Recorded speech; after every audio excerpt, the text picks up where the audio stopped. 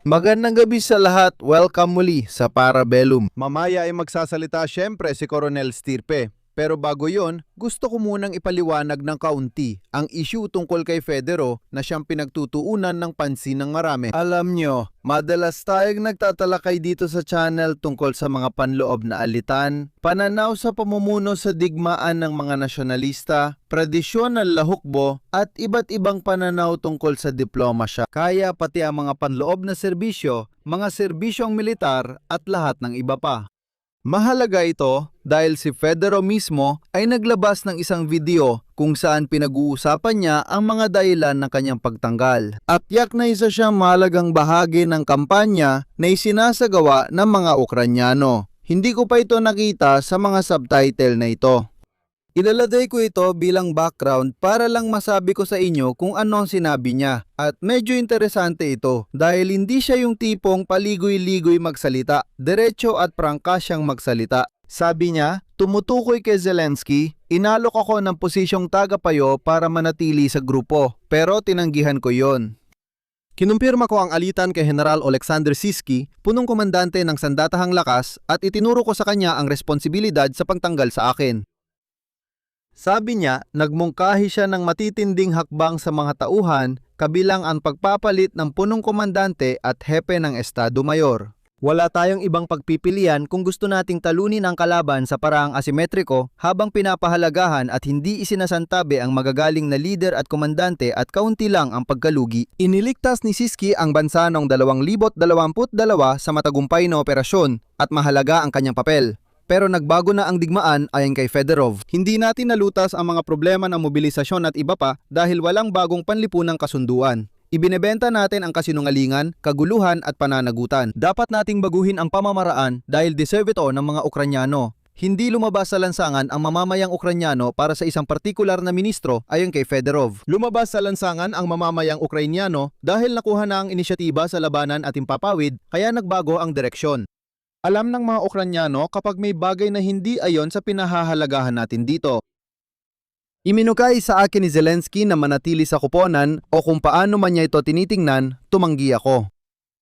Pero ang desisyon, sabi niya, ay napagpasyahan na. Ang pangunahing punto na sa tingin ko ay talagang usaping kultural, si Fedorov ay 35 taong gulang. May koneksyon siya sa Silicon Valley. Siguradong isa siya sa may pananaw sa mga bagay na malayo sa pananaw na mas Soviet tulad ng kay Sisky kung saan gusto niyang kontrolin ng lahat.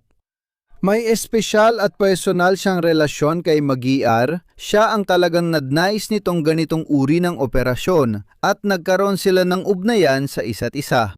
May mga karagdadang patotoo na makikita nyo rin sa mga sanggunian na nagsasabing pinagtatawanan ng mga general na may lumang pananaw ang mga presentasyon na may slides na ginagawa ni Fedorov. Bukod pa rito, may mga hindi pagkakaunawaan sa paggastos ng pera. Mas maraming pera ang ginastos ni Fedorov sa mga drone, kaya nagrereklamo ang iba na wala namang pondo para sa munisyon. Na siyang paborito nila. Kaya talagang merong ganap na pagkakaiba sa paraan ng pagharap sa digmaan. Pero para sa akin, usapin din ito ng edad talaga. Ang paraan ni Fedorov ay isang bagay na hindi nila maintindihan. Kaya isasama ko na si Coronel Stirpe kahit na may kaunting problema sa computer. Hindi kita nakikita, Oreo. Tingnan natin kung kaya niya.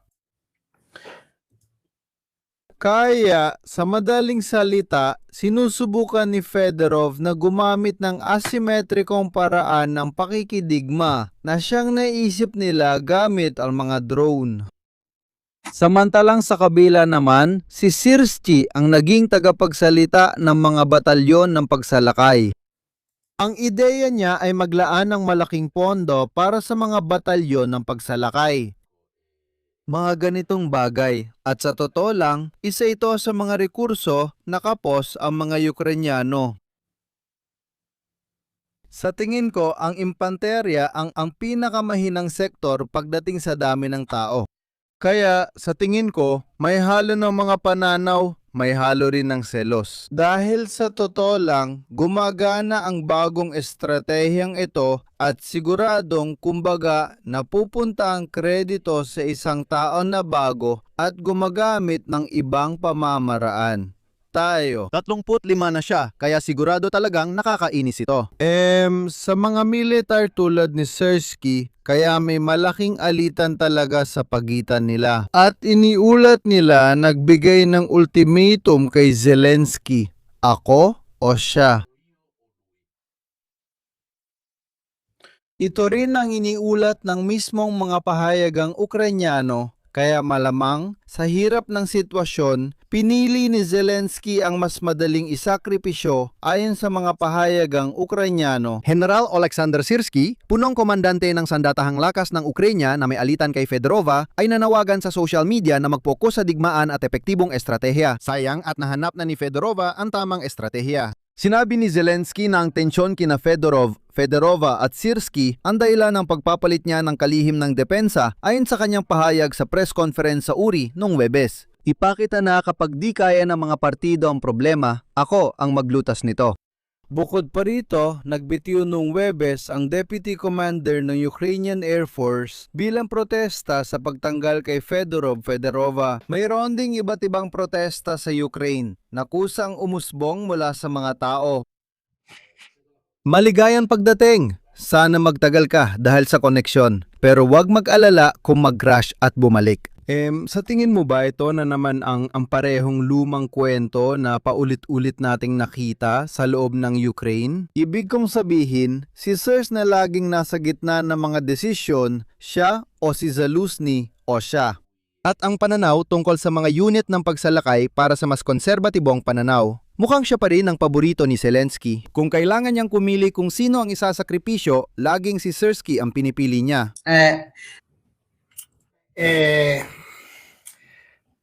Sabihin na natin, ang bagay na ito ay nagpapaalala sa akin ng isang panahong lumipas na ng mahigit 100 taon. Pero sa pangkalahatan, ito ay isang klasikong kaso kung saan merong iba't ibang mga galaw at grupo sa loob ng administrasyon, maging sa civilian o militar. Ukraine at kung saan may mga tunggalian.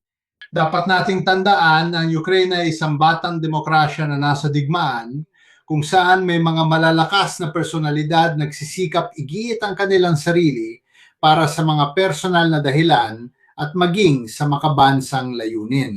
Dahil tiyak na karamihan sa mga taong kasangkot ay may kanya-kanyang ideya kung paano pinakamahusay na mapaglilingkuran ang bansa. Sa particular na kaso nito, si Sirski ay isang kinatawan na masasabi nating hindi kasing progresibo ng iba, medyo mas konserbatibo at medyo mas nasyonalista kaysa sa iba. Pero mahirap pa rin talagang maghanap ng isang etiketa na ididikit sa isang tao at sa grupong nakahanay sa taong iyon.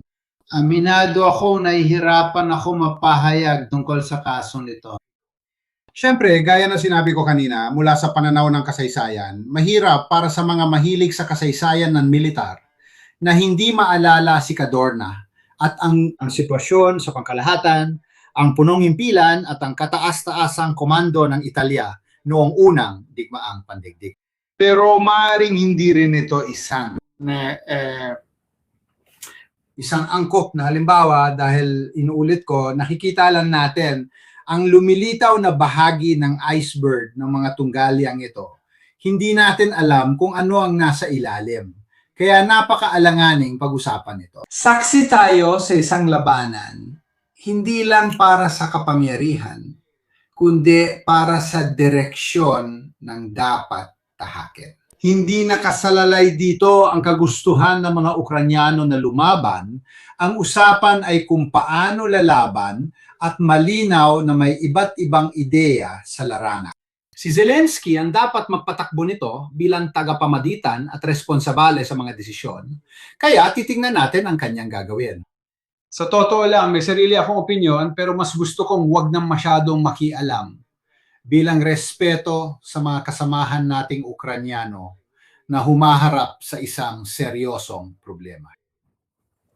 Katulad ni Nadia, hindi rin ako nag-aalala dahil binabantayan ko ang mga pangyayari. Ang mga kritisismo ni Nasishi at iba pa ay matagal nang umiiral, tulad ng nabanggit ni Winter Knight noon kay Drapate. Nagbitiw si Drapati dahil nais niyang baguhin ang sistema ng pagre-recruit at nagkaroon din siya ng alitan kay Sishi. Kadalasan, sa mga usapan ng reforma o iba pang pananaw kung paano pamahalaan ang mga bagay kasama si Sishi, mabuti man o masama. Dahil may suporta siya mula kay Zelensky, lagi siyang nananalo kahit sino ang kalaban. Hindi rin natin alam kung tama si Drapati o hindi dahil hindi naman niya nagawa ang gusto niya. Dito, siguro ang pinakamainit na issue ay dahil halatang may pagkakaiba. Ibig sabihin, epektibo ang ginagawa ni Federo. Para kay Drapati, hindi natin nakita ang mga protesta. Wala tayong nakita ng mga placard. Wala rin tayong nakita na malalaking headline sa diaryo. Simple lang na sinabi ni Drapati na kung hindi tinatanggap ang gusto kong gawin, gagawin ko na lang ang ibang bagay. Ang problema sa tingin ko na mas malaki ay mayroong konkretong ebidensya ng mga ginagawa ni Fedorov kumpara sa pananaw ni Sishi. Sa tingin ko, ito ang dahilan kung bakit mas gumalaw ang mga tao dahil may konkretong ebidensya. Hindi na ito halos usapin ng opinyon kung tama ako o tama siya dahil gumagana ito. Kaya parang malinaw na para sa lahat na tama si Fedorov. Sa kwentong ito, Ang isang obektibong paghusga ay simpleng sabihin na si Sishi ang konserbatibong kaluluwa sa loob ng sandatahang lakas ng Ukraine, walang duda doon. Mahirap talagang malaman kung tama ang konserbatibo o progresibo, depende sa sitwasyon. Para niyo usapan sa pangkalahatan tungkol sa pagbabagong dala ng mga drone.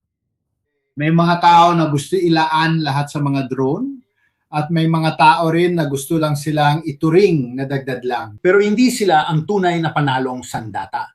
Kaya pag-usapan natin ito, ang panalong sandata. Quindi, discutiamo di questo. pag-usapan natin ito.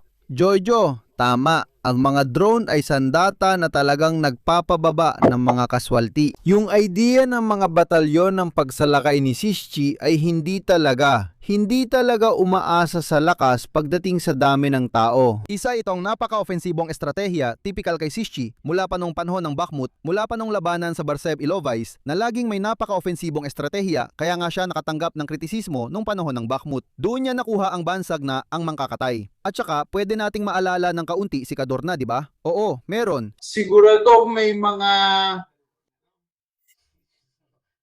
Tinatawag din siyang General Iyavol. Narinig ko ito sa ilang tropang Ukrainyano. Nakakapagpaalala ito kay Keitel. Hindi siya yung laging sumasang-ayon sa commander. Ang punto ay okay, epektibo ang estratehiya ni Fedro, ngunit nasasakop ba nito ang teritoryo dahil ito ang mahalagang punto sa tingin ko. Nakasasagabal ang mga drone, pinapatay nila ang ilaw at pinapaliit ang lohistika, pero hindi naman nila nasasakop ang teritoryo.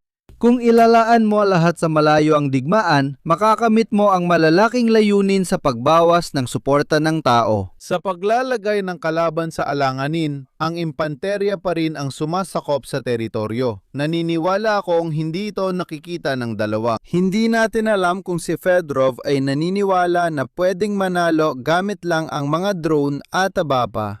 Naniniwala akong ibinubuhos nila ang lahat ng rekurso sa isang panig. Sa totoo, reklamo ng ilang general dahil inilipat niya ang pondo mula sa supply ng bala papunta sa mga drone, kaya nabawasan ang kakayahan sa lupa. Sa tingin mo ba ito ang totoong banggaan? Tapos tungkol sa pinaka-esensya kumbaga ng paggamit ng mga puwersa. Siyempre, hindi ko alam. Pero magkunwari tayong ganun nga at pag-usapan natin ito gaya ng iminungkahi mo. Kaya magsasalita ako bilang isang opisyal ng impanterya. Sa impanterya, may pangkalahatang opinyon na may dalawang bagay sa sandatahang lakas.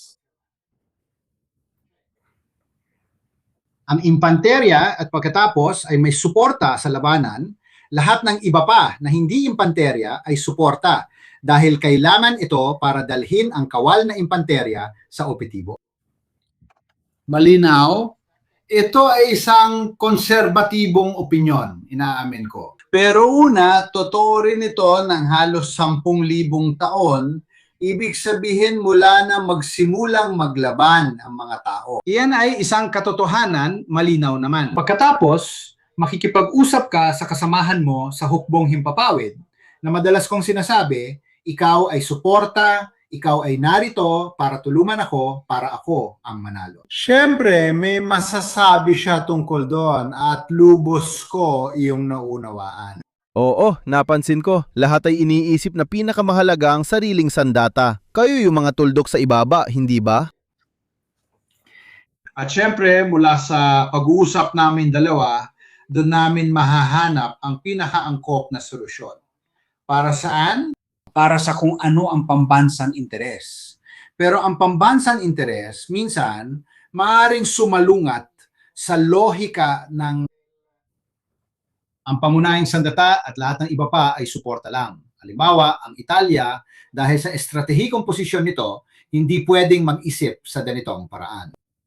Para sa Italia, ang hukbong dagat at hukbong panghimpapawid ay may hindi maiiwasang prioridad kahit sa panahong ito ng kasaysayan kaysa sa hukbong lupa. Sa simpleng dahilan na wala tayong kaaway sa mga hangganan natin, ang mga potensyal nating kaaway ay malayo.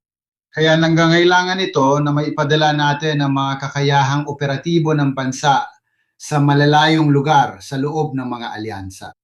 At kung mapapadala tayo ng mga puwersa sa malalayong lugar sa loob ng mga alyansa at koalisyon, mas magagawa natin ito gamit ang hukbong dagat at hukbong himpapawid kaysa sa hukbong lupa. Wala tayong magagawa dahil ang pagpapadala ng isang makabuluhang puwersa ng hukbong lupa sa 10,000 kilometro ang layo ay mangangailangan ng antas ng tauhan ng hukbong lupa na hindi natin kayang tustusan. Walang sinuman kahit sino ang sumusubok magmungkahi nito. Maaari tayong magpadala ng ilang brigada sa 10,000 kilometro pero hindi natin kaya magpadala ng buong corps ng hukbo. Ngunit kaya nating magpadala ng mga naval task force. Kaya nating magpadala ng mga makabuluhang operational package ng Air Force. Kaya, normal lang na sa Italia ay binibigyang prioridad sa kasong ito ang tinatawag kong suporta. Ngunit hindi para sa Italia, kundi para sa alyansang kinabibilangan nito. Iba ang kaso ng Ukraine dahil sa sarili nitong teritoryo sila lumalaban at hindi kailangan magpadala ng malalayong puwersa. Kaya makatuwiran na mayroong suporta sa labanan at pagkatapos ay mayroong mismong puwersang kailangang lumaban sa mismong lupa. Pero kinukontra ko ang isang bagay na sinabi mo, ang tungkol sa pagkuha ng teritoryo. Dahil ito ay isang digmaan ng ubusan, hindi ito isang digmaan ng manyobra kapag lumalaban ka sa isang digmaan ng ubusan. Ang pinakamamahalagang bagay ay hindi ang teritoryo. Dahil ang teritoryo ay karaniwang pinag-aagawan sa maliliit na sukat, laging pinag-uusapan ang 10-10 kilometro, hindi daan-daan. Kaya nagiging prioridad ang pagsira sa kakayahan ng kalaban at ang pagpapanatili ng sariling kakayahan para sirain ang kakayahan ng kalaban at mapanatili ang sarili mong kakayahan. Ang suporta sa labanan ay nagiging mas mahalaga kaysa sa mga unit ng manobra. At sa ganitong diwa, kailangan pa rin bigyang prioridad ang lahat ng nagpapahintulot na magpakawala ng putok at magsagawa ng manyobra. Ito ay kakayahang kinetiko para tamaan ang bawat kalaban, bawat sistema ng armas, bawat kakayahan ng kalaban ng tuloy-tuloy. Sa halip na magawa nating itulak ang ating potensyal sa manobra pasulong para makuha ang teritoryo. Dahil ang layunin ng digmaan ng ubusan ay dalhin ang kalaban sa pagbagsak dahil sa pagkawala ng kakayahan. Kapag wala ng kakayahan ng kalaban na kontrolin ang teritoryo, wala na siyang magagawa, kundi umalis. At sa puntong ito, na ibabalik ang teritoryo sa paraang hindi kinetiko. Naniniwala akong dito mismo ang banggaan ng pananaw. Nitong nakaraang taon, nagsikap si Siersky bumuo ng iba pang unit ng pagsalakay. Gusto niyang makuha ang teritoryo, maliban kung layunin niya lang ay magpalitan ng atake at depensa sa mga pagsalakay. Samantalang ang ginawa nito ay naglabas ng isang estratehiya na hindi naman nakakakuha ng teritoryo pero nagdudulot ng malaking pinsala, eksaktong pinahihina ang kakayahan ng mga Ruso. Kasama rin ang pagsuporta sa ilang front o paglika ng krisis sa iba na magdudulot ng pag-redirect ng resources. Gusto kitang tanungin tungkol dito, suriin natin kung paano nagsimula ang kampanyang ito, bakit nga ba ito nagsimula ng ganito? Sa simula, nakita natin ang mga kilalang pag-atake sa kahabaan ng highway na Mariupol-Melitopol na papunta sa Crimea. Nakita natin ang paghiwalay, ang shaping. Hindi, tinatamaan nila ang mga tulay para humaba pa ang linyang logistika. Bahagi lang ito ng mas malaking estratehiya, nakita natin. Hahatin ko ito sa tatlong pangunahing kategorya. Ibig sabihin, yung tactical sa unang 20-40 kilometro, tapos yung medyo mas operatibo sa antas ng 80, 100, 100 at 20 kilometro na ginawa nila sa Crimea sa koridor. At pagkatapos ay umabot tayo sa antas na estratehiko. Lahat ng ito ay nagpatong-patong halos sa isang panahon at syempre, lahat ay nakatuon para makamit ang isang bagay. Mga 4 o 5 buwan ang nakalipas, gumawa ako ng live na tinawag kong Chikarel Orso, kung saan napansin ng maraming OSINT analyst na sa loob ng 6 na buwan, nagsagawa ang mga Ukrainian ng isang partikular na kampanya para sirain ang Panzerbak, Panzir, Bak, S-300, S-400 mga sistema ng early warning, lahat dito sa lugar na ito.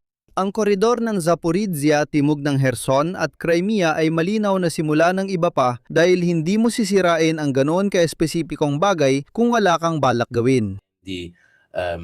Intended. Ngayon, sa loob ng 2 linggo, nakita natin ang pag-atake sa dagat Mardazov na bigla na lang lumitaw, hindi ba, ang kampanya laban sa mga barko sa dagat Mardazov. Sa loob ng 2 linggo, nariyan ang lahat ng video. Habang nag-uusap tayo, pwede ko ring ilagay sa background. Pinag-uusapan ang 150 barkong kinamaan, 120 sa dagat Azov at 40 pa. Pati na rin sa dagat itim. Nagawa nila ito dahil napahina nila ng maayos ang kakayahan ng depensa at early warning ng Russia. Ano pa kaya ang maaari nating asahan? Ito na ba ang sukdulan ng isang estratehiya? Kaya ang targeting ay isang sining militar na medyo bago at kamakailan lang na-develop. At ito ay nakabase sa 2 particular na kakayahan. O tama, 3 particular na kakayahan. Pasensya na. Ang una ay ang intelligence na siyang kakayahan na tukuyin ang mga target. Ang pangalawa ay ang kakayahang magkwenta ng eksakto hanggang sa metro. Ang totoong posisyon.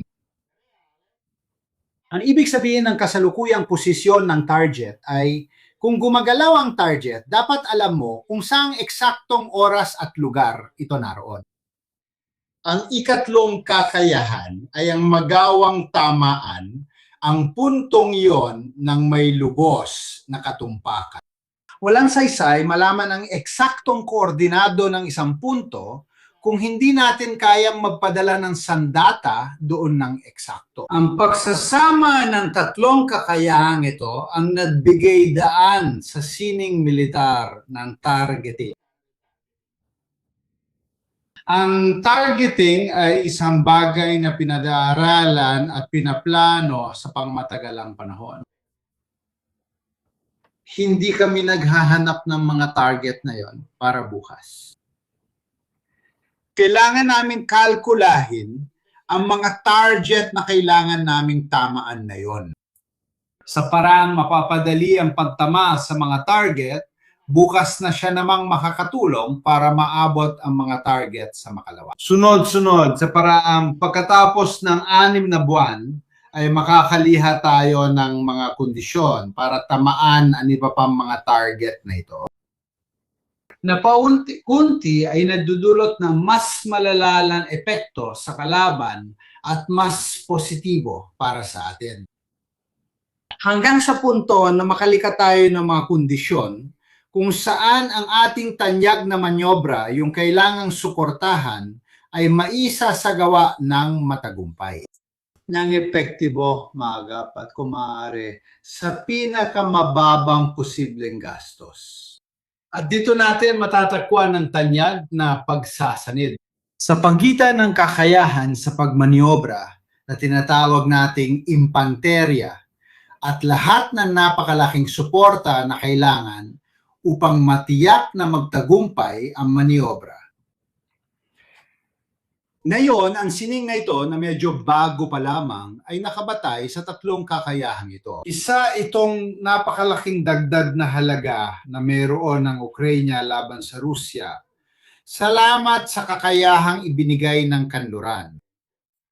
Noong mga unang buwan ng digmaan sa loob ng unang taon, naalala ko na inilatala ng Rusya ang larawan ng kanilang sentro ng pag-target at inilatala.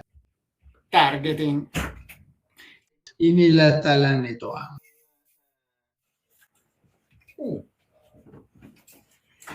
at hindi ako tumutukoy masyado sa lugar, sa mga sistema, tumutukoy ako sa mga tao at kumuha sila ng magandang group photo sa harap ng command ng Rusya para sa pag-target kung saan may mga 10 tao. Naalala ko pa kung gaano kami nagtawanan. Ako, naretirado na kasama ang mga kasamahan ko na sa serbisyo pa sa targeting dahil yun ang grupo ng targeting ng akin at ng Estado. Mas kaunti kaysa sa mga nagtatrabaho para sa isang tiyak na tao na nagpadala sa akin ng tasang ito sa ilalim niya, tasa ng mga 100 lang kay Rav. Ilan lang sila. Mayon lang. Sa command kung saan ako nagtatrabaho, na isang simpleng command ng corpus, mas marami kami roon. Sa command ng Ramstein, pinag-uusapan natin ang daan-daang tao. Ang maliit na grupo ng 20 Ruso na namamahala sa pag-target ay isang bagay. 50 taong gulang na mula sa pananaw natin, niyakap na ng mga Ukranyano ang pag-target ng NATO. Salamat sa lahat. Ang pag-target ng NATO ay ginagawa sa maraming antas at iba't ibang layer, gaya ng nabanggit mo. Mga patong kung saan, depende sa antas na kinalalagyan natin, tactical, operasyonal o estratehiko, nagkakaroon ng pagpaplano patungo sa mga target na may magkakaibang halaga, gaya ng tactical, operasyonal o estratehiko. Yan sinabi mo, halimbawa sa dagat ng Azov, una munang tinatarget ang mga radar, ang mga sentro ng pagmamanman. Ayon sa'yo, bilubulag ang oso. Pagkatapos, tinatarget naman ang mga sistema ng utos at kontrol na namamahala sa mga radar na binulag natin. Sunod, tinatarget ang mga panlunsad ng depensang panghimpapawid. Sa puntong yon, bulag na sila at maaring matamaan ng di nila namamalayan.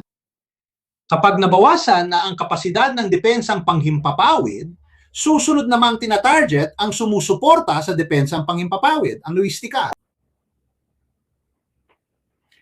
Sa kaso ng dagat ng Azov, ano ba ang naging problema? Ang pagtama sa mga barko ay nangangahulugan na kailangan lumipad ng malapit sa tubig ang mga plataporma ang gagamitin natin. Ano namang lumilipad na malapit sa ibabaw ng tubig ay madaling matukoy ng mga coastal radar. Iyan ang dahilan kung bakit kailangang wasakin ang mga coastal radar.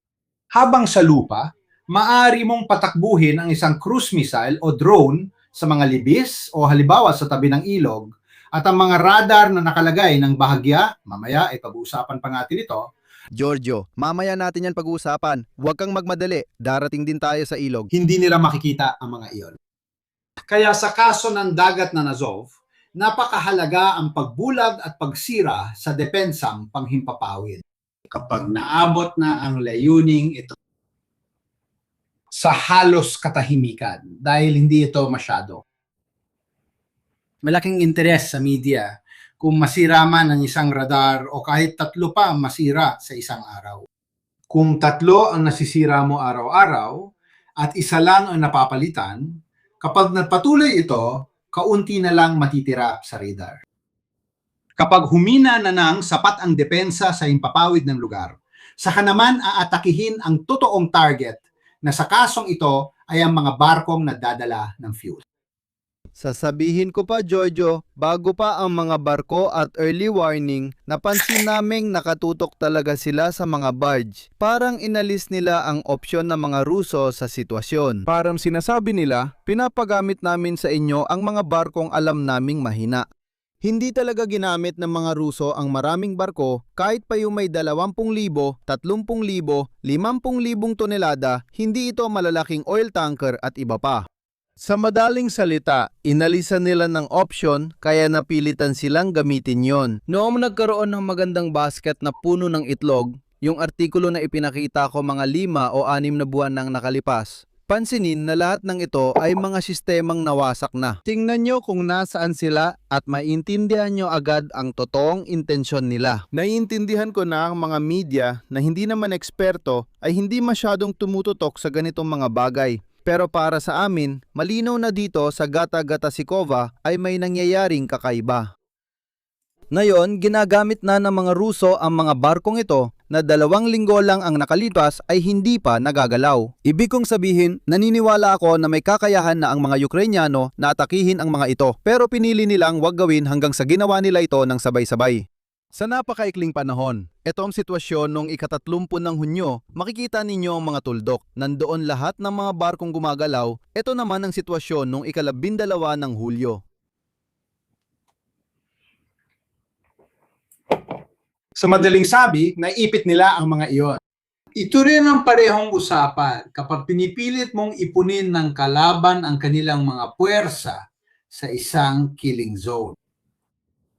Sa antas ng konsepto, napilitan ng mga Ruso na gumamit ng maramihan ng isang bagay na maaari ring wasakin ng maramihan.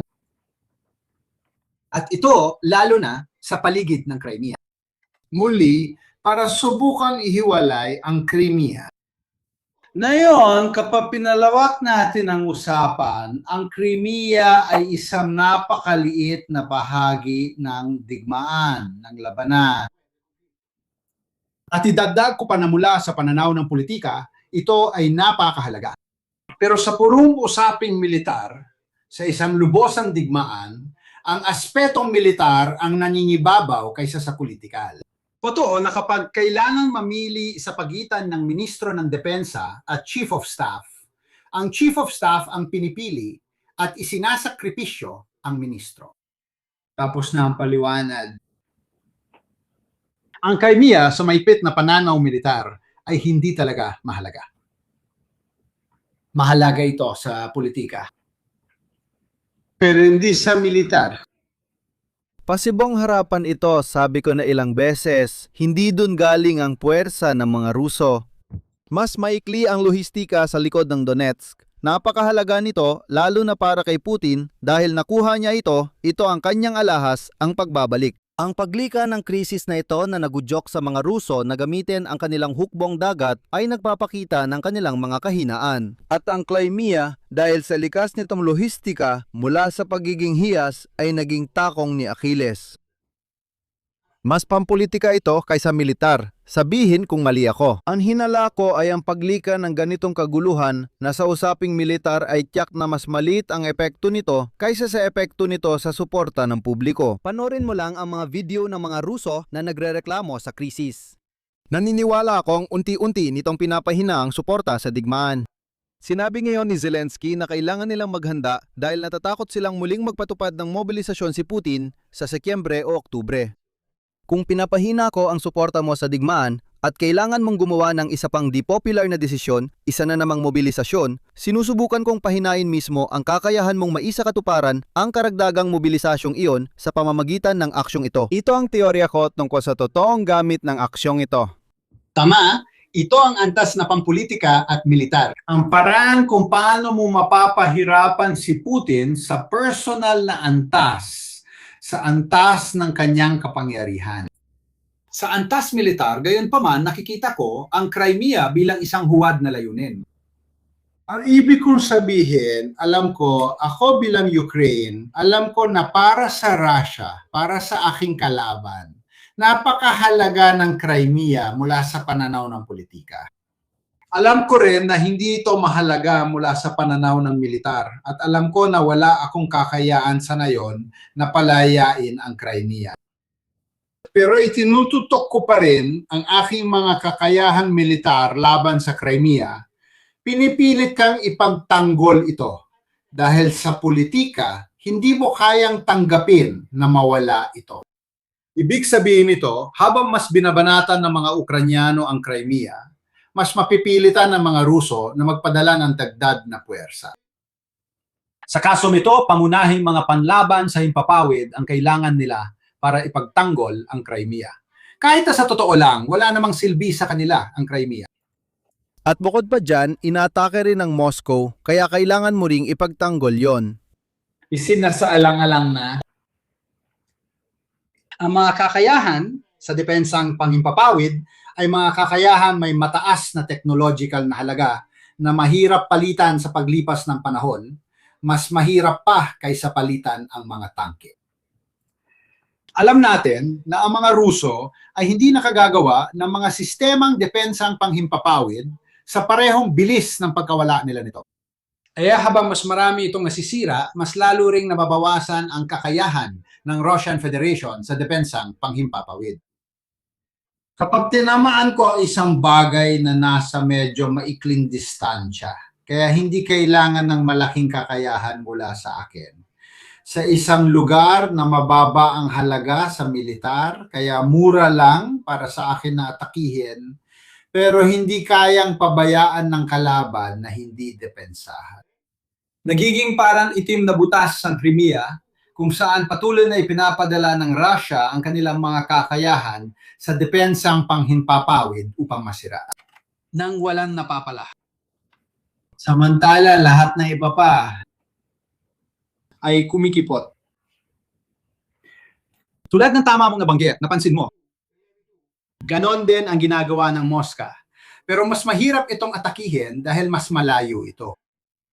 Paminsan-minsan din tayong pumupunta doon. Hindi ito isang target na militar na taladang mahalaga. Kailangan lang ito dahil ito ay isang bagay na kailangang sagutin at depensahan ng mga Ruso kahit anong mangyari. Kaya may dalawa kang mahalagang punto na magkasalungat na kailangan nilang depensahan. Sa gitna, may kampanya sa Dagat Azov sa koridor ng Zaporizhia at may malalimang kampanya laban sa mga refineria habang lalo pang kinakapos ang depensa. Alin ang iyong ipagtatanggol? At alin ang uunahin mong depensahan? Ang usaping politikal o ang usaping militar? At saka, gusto kitang tanungin kung paano mo ipagtatanggol ang sarili mo. Itong mga barko, dahil sa problema at kulang na nga, hindi mo ipapahamak ang fleet mo. Sa pag-escort, nagkaroon tuloy ng butas, isa pa yan. Balita ngayon, tumigil na ang mga Ruso sa pagpapadala, hindi na ito kayang panindigan. Pinag-aaralan pa nila kung paano gawin.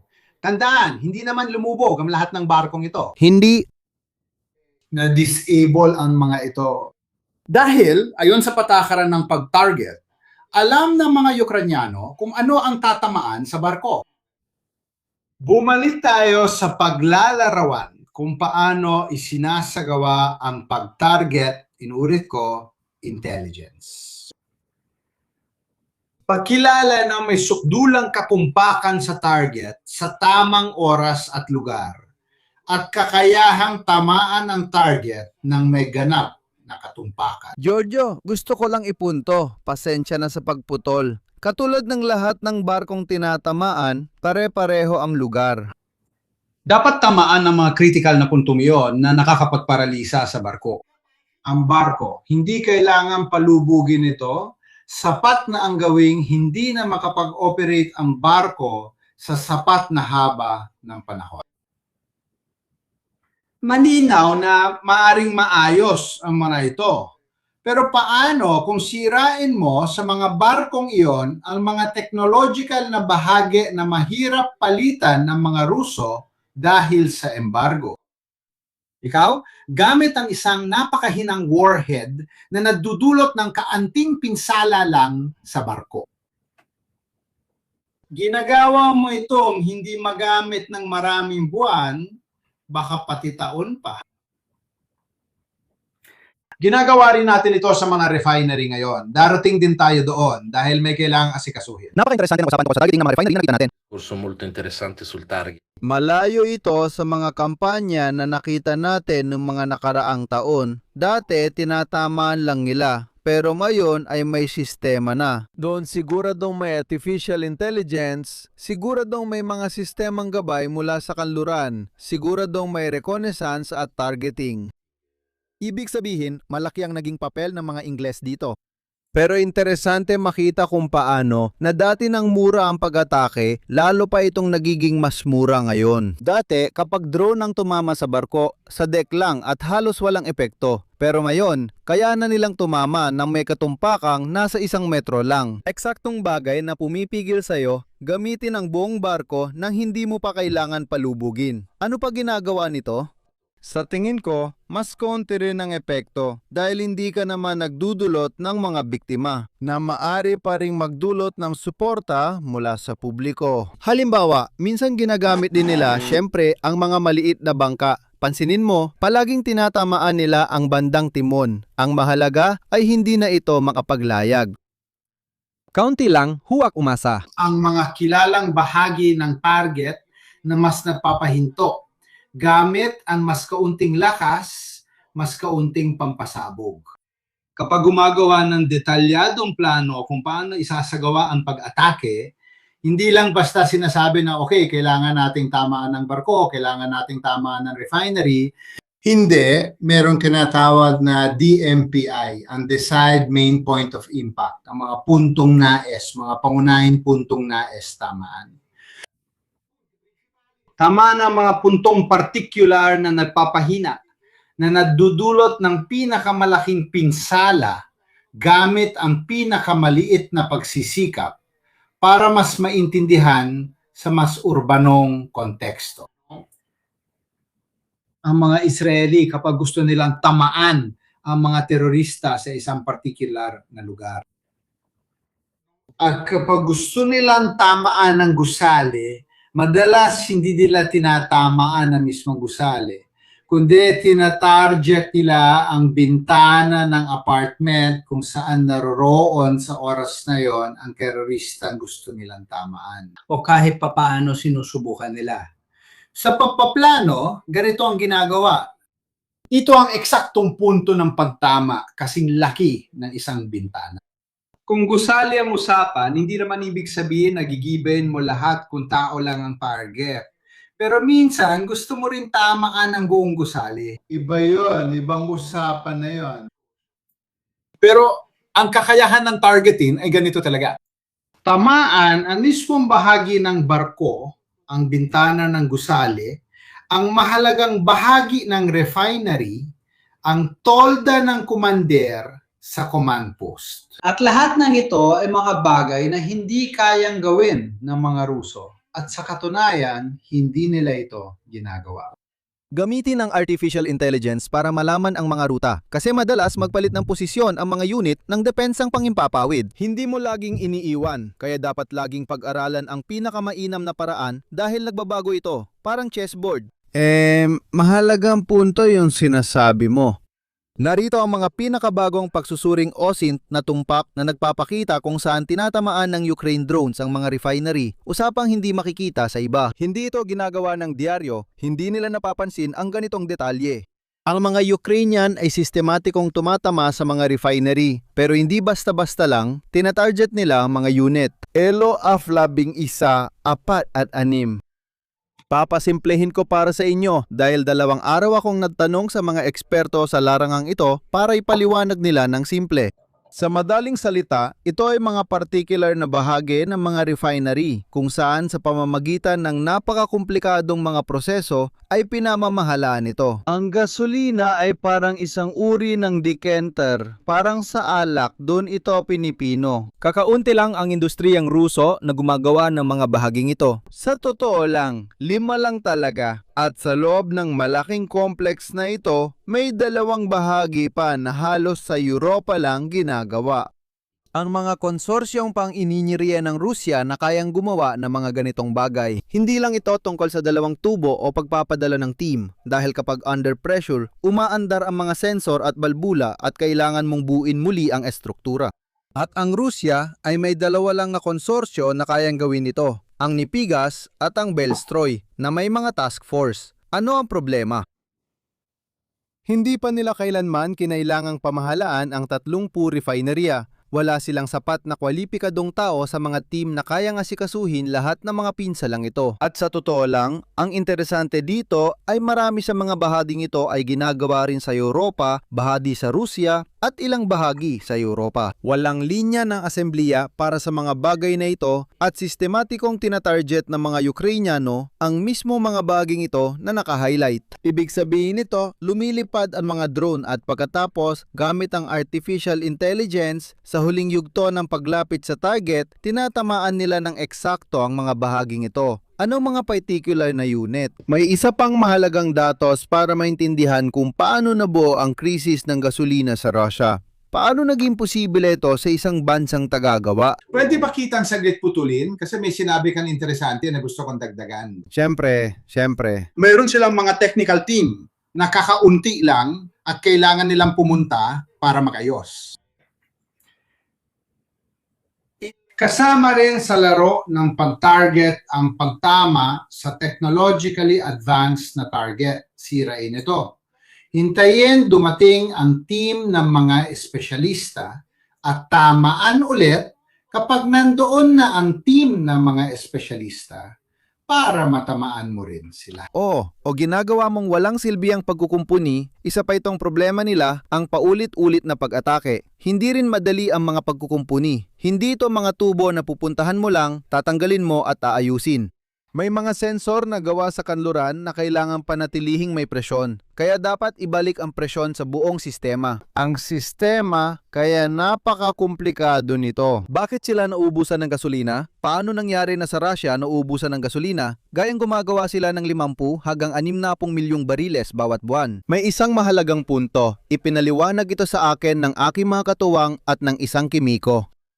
Ang gasolina, lalo na kapag may mga additives, ay may napakaikling buhay o shelf life. Ibig sabihin, ang gasolina, pagkalipas ng 3 hanggang 6 na buwan, nawawala na ang halaga. Walang malalaking stock ng gasolina dahil kailangan itong gamitin sa loob ng ilang linggo. Hindi ito pwedeng itago ng 6 na buwan dahil nawawala ang mga katanghian nito pagkatapos ng 3 hanggang 6 na buwan. Mabilis itong masira at na-oxidize kapag nalalantad sa hangin. Isipin mo rin na ang gasolinang kinukuha mo ay nilalagay sa mga truck tapos ibinubuho sa mga tangke ng mga gasolinahan na 30 taon ng luma.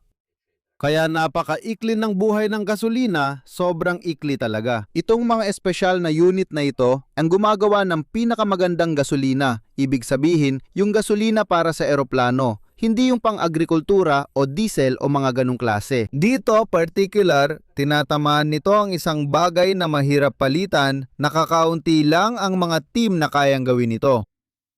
At alam mo ring ang uri ng gasolina na iyon ay hindi iniimbak ng maramihan. Kasi pagkatapos ng 3 buwan, halos nawawala na ang karamihan sa kakayahan nitong magdetona, sa totoo lang. Kaya talagang sinadya nilang gawin ito at ginagawa nila ito sa siyentipiko at sistematikong paraan. Tingnan natin kung saan sila pumupunta. Malalaking industrial complex ang target nila. Dahil ang mga drone ay direktang tumatama sa mga istasyong ito, gagamitin ko na lang ang abbreviation dahil mahirap ang mga pangalan. Isipin ninyo na ang numero ay tumutukoy sa dami ng kaya nilang i-handle. Kung tama ako, yung L, O. Ang HeLuAF 11 ay kayang mag-handle ng 11,000, 800 tonelada yung isa, na 4 ay kayang mag-handle ng 4,000 tonelada. Kaya nagbibigay din ito ng ideya sa laki ng daming nahaharang. Hindi mo kailangang sirain ang buong planta. Sistematikong sirain lang ang parte na yon para makatipid, makuha ang parehong resulta at mawala ng silbi ang planta. Parang ganito, kung sa isang tangke, sirain mo yung Caterpillar truck, kailangan mo lang sirain yun ng buo. Mananatili pa rin siya doon, pwede siyang gawing bunker, pero wala na siyang ibang magagawa. Napakatalinong paraan ito para makatipid ng resources, pero iba pa rin lahat ng ito. Posible ito dahil sa Starlink, sa artificial intelligence, at sa intelligence support na ibinibigay sa kanila. At ito ay isang problema na hindi kayang solusyonan ng mga Ruso. Hindi ka basta-bastang makakapagsanay agad ng mga tao. Inaabot yon ng maraming taon. Kailangan ng inhenyeriya para maayos ito. Bukod pa rito, ang paggawa ng mga bahagi para sa mga parte na ito ay sobrang komplikado at napakarami. Talaga namang napakarami. Ayon sa narinig ko, ginagawa ito ng mga Italianong supplier para mabigyan ka ng ideya at hindi ito basta-basta. Hindi tulad ng simpleng pagbili ng pyesa mula China. Hindi mo pwedeng ikabit itong mga bagay na ito na parang kukuha ka lang ng isang piraso dito, isang piraso doon.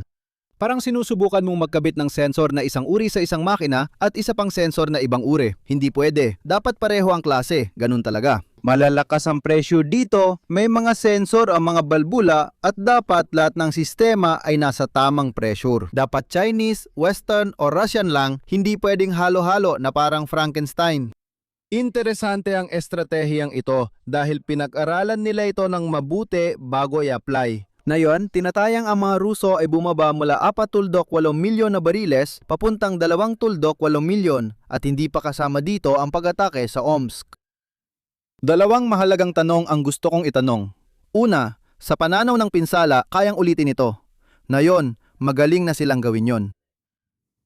Ang kakayahan ng Ukraine na magsagawa ng isang kampanya na talagang makakamit ang inaasahang presyon. Kasi napansin ko at napag-usapan din natin sa telepono na biglang tumaas ang bilang ng mga drone ng mga Ukrainian mula sa mga 5,000 o 5,500 hanggang 11,500. Kaya hindi ito isang organikong paglago gaya na makikita mo. Ang kurba, parehong Ruso at Ukrainian. May kutob na ako noon. Kalaunan si Zelensky, unti-unting nagpawi ng mga kutob kong yon. Una, inalok ni Zelensky kay Putin na titigil kami, tumigil din kayo. At pangalawa, ang anunsyo ng 40 araw.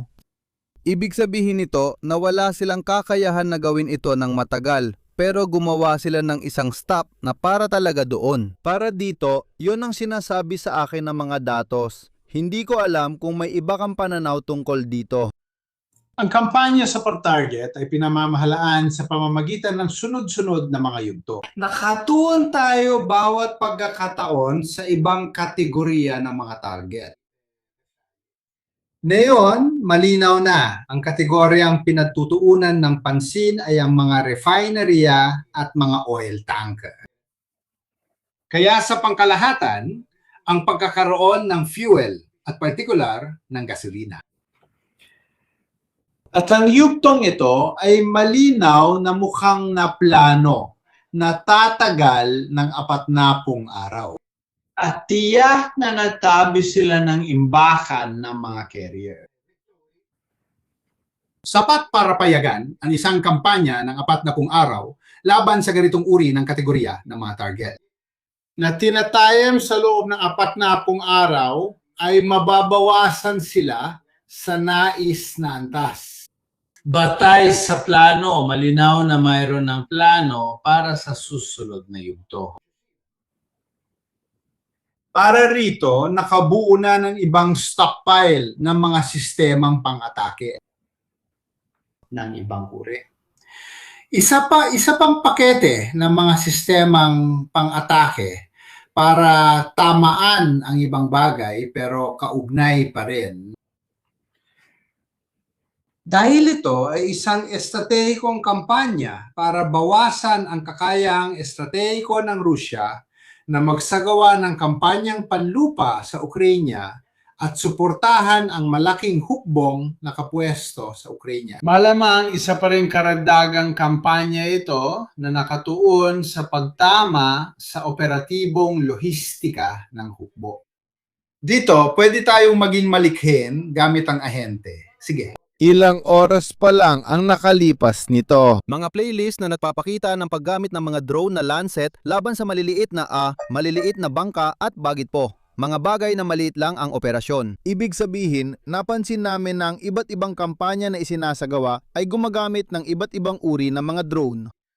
Bihira gamitin ang Flamingo, mas ginagamit ang FPV at FP1. Ang mga unang drone na nakita namin ay parang jet cruise missile na magaspang. Ibang klase ang mga drone na ginagamit sa katamtamang distansya sa Zaporizhia at sa Crimea. Kamakailan, lumitaw ang mga nagamit na Lancet gaya na makikita, direkta itong laban sa. Makikita sa maliliit na bangka na ito na lang ang natira dahil hindi na umiikot ang oil tanker. Kaya umaatake na lang sila gamit ang drone para sa bawat target. Espesipiko at talagang interesante dahil hindi ka basta makakagawa ng isang generalisasyon. Nagbigay ako ng generalisasyon sa stock kung ilan meron sila. Ako ang may gawa, kasalanan ko, 11,500 na kasama na lahat. Kailangan mong maintindihan kung ilan ang meron sila para magsagawa ng isang uri ng kampanya at ilan ang meron sila para sa iba pa. Simple lang, ang pangkalahatang bilang ng mga drone na ginamit ay higit pa sa 2 beses kaysa sa normal. Mapapansin nyo rin ang uri ng mga target na tinamaan nila. Ipapakita ko sa inyo ang dokumentong ito, mga refinery at industrial na target. Bakit hindi lang yon ang tinamaan sa isang banda? Nakita ko rin ang isang tangkang tamaan ang Russian Space Center, pati na rin ang mga sentro ng produksyon ng Russia na gumagawa ng mga piyesa para sa Iskander. Kaya medyo pinapababa ang kakayahan ng Russia sa hinaharap na makasagot. Tungkol sa Ukraine, hindi na bagong balita na halos maubos na ang mga interceptor sa Ukraine. Kaya magiging problematiko ang sagot ng Russia. Isa pa, may naisip ako na gusto kong sabihin kung sang-ayon ka. Kung sinusubukan ni Zelensky na tumaas ang tensyon at sagupaan, ano kaya ang tugon ng Russia lalo na ngayong tag-init? Siguradong pareho lang ang pinsala kahit na yon o Enero mangyari, kaya mas mabuti na ngayon. Kaya dahil, gaya ng sinabi natin kanina, ang malaking problema ng mga Ruso ay itong tatlong kakayahan sa intelligence, sa eksaktong pagtukoy, paghanap ng target sa tamang oras at lugar, at kakayahang umatake ng may lubos na katumpakan. Ang mga Ruso, wala sila nitong tatlong kakayahan at hindi dahil masama sila, kundi dahil wala silang GPS at wala rin silang Galileo, na siyang dalawang sistema ng pagsukat ng lupa. Kontroladong kanluran, Amerikanong GPS, Europeanong Galileo, may GLONASS sila. At ang GLONASS ay walang kwenta.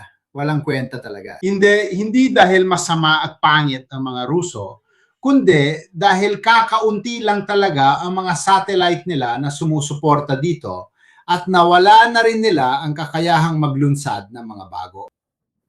Kaya sa sandaling hindi magawang kalkulahin ng eksakto ng mga Ruso, una ang maghanap at pagkatapos ay kalkulahin ng eksakto ang posisyon sa oras at espasyo ng target.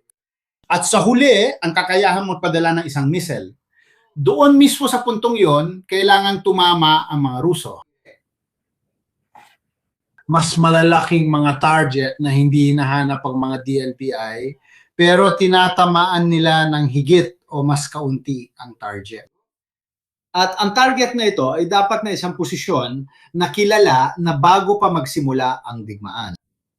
Dahil hindi na nila ito kayang hanapin kung itinayo ito pagkatapos, at tinatamaan nila ito gamit ang mga hindi masyadong eksaktong sandata. Kaya ano ang mga target ng ganitong uri? Hindi sila maaaring target militar dahil lahat ng target militar ay gumagalaw. Ang mga nakapirming target militar ay mga industriya. Pero karamihan sa mga industriyang militar ay muling itinayo pagkatapos magsimula ang digmaan. Maraming maliliit na laboratorio sa paligid bukod pa doon sa kaso ng imbakan at Pagkatapos, talagang kumalat ito, parang sa Alemanya noong World War II.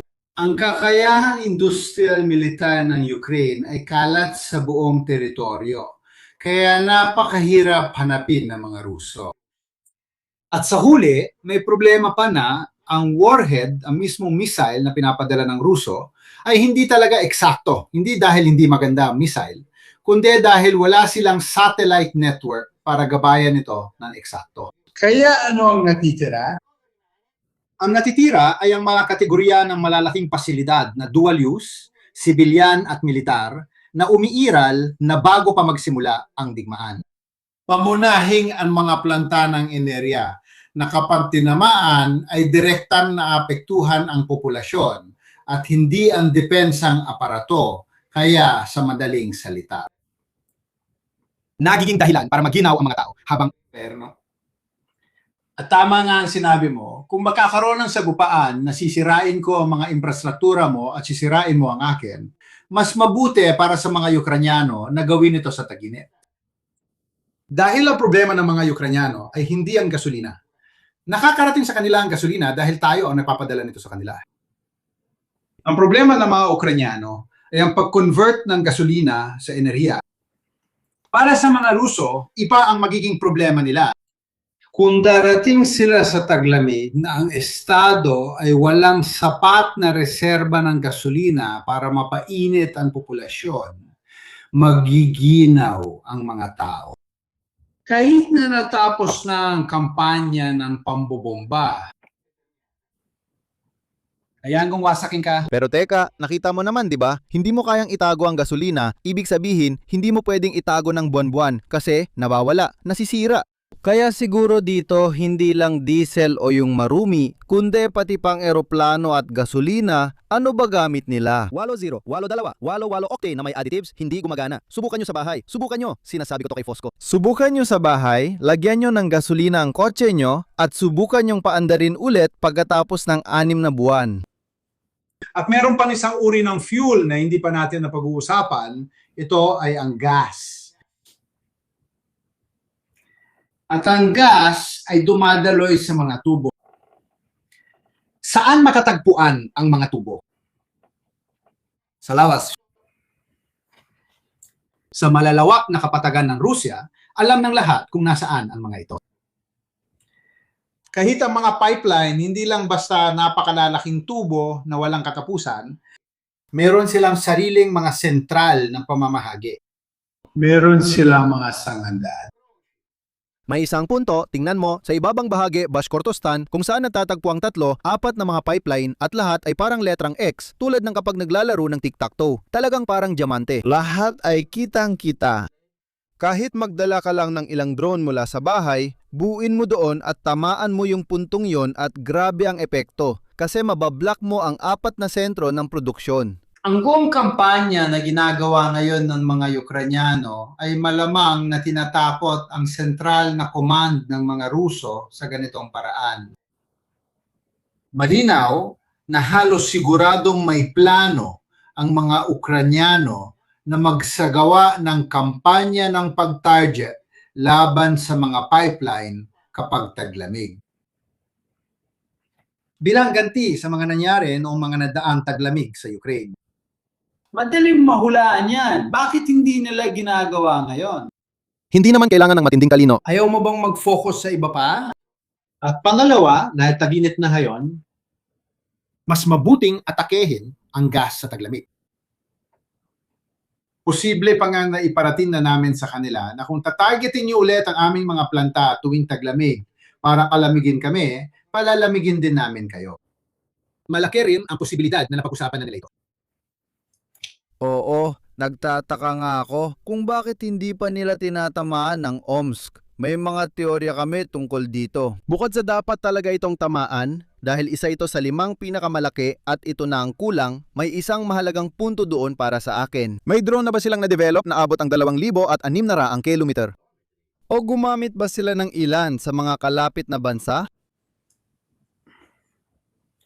Nung tinamaan nila ang mga barko sa Mediterranean.